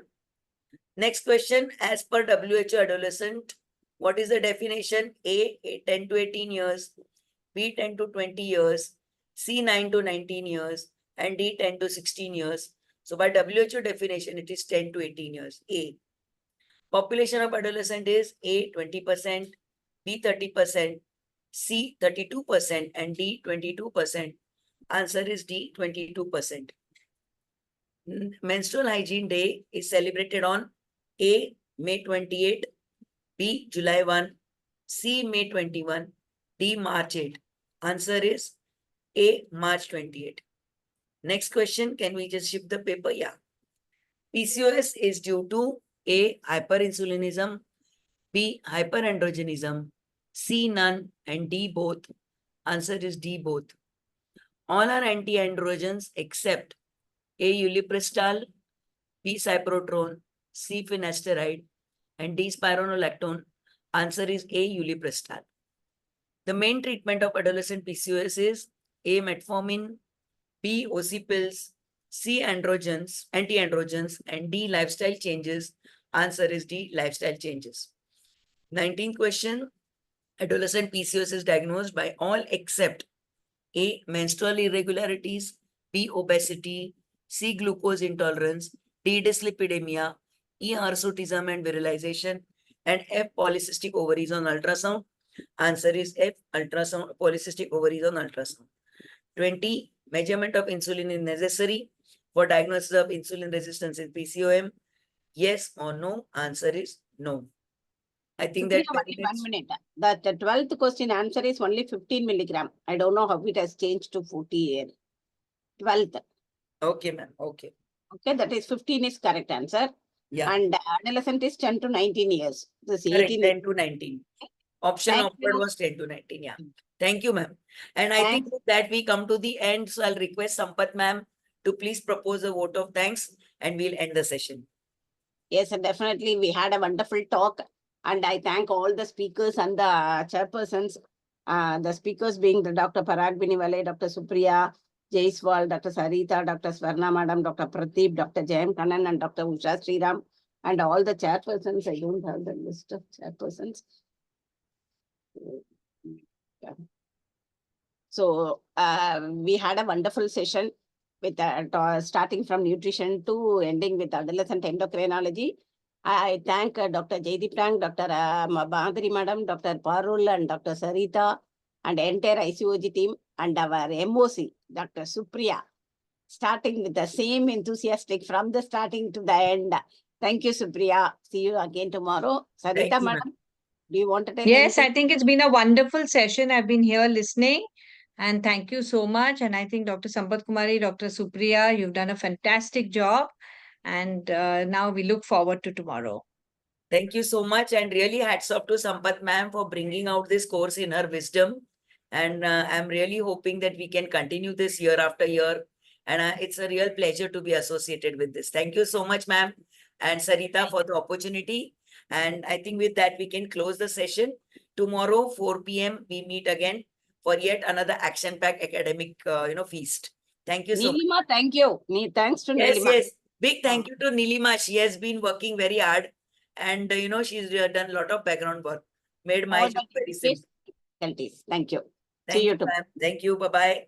Thanks to Bye. all the delegates for so much great attendance and lot of registration. Thank you so much.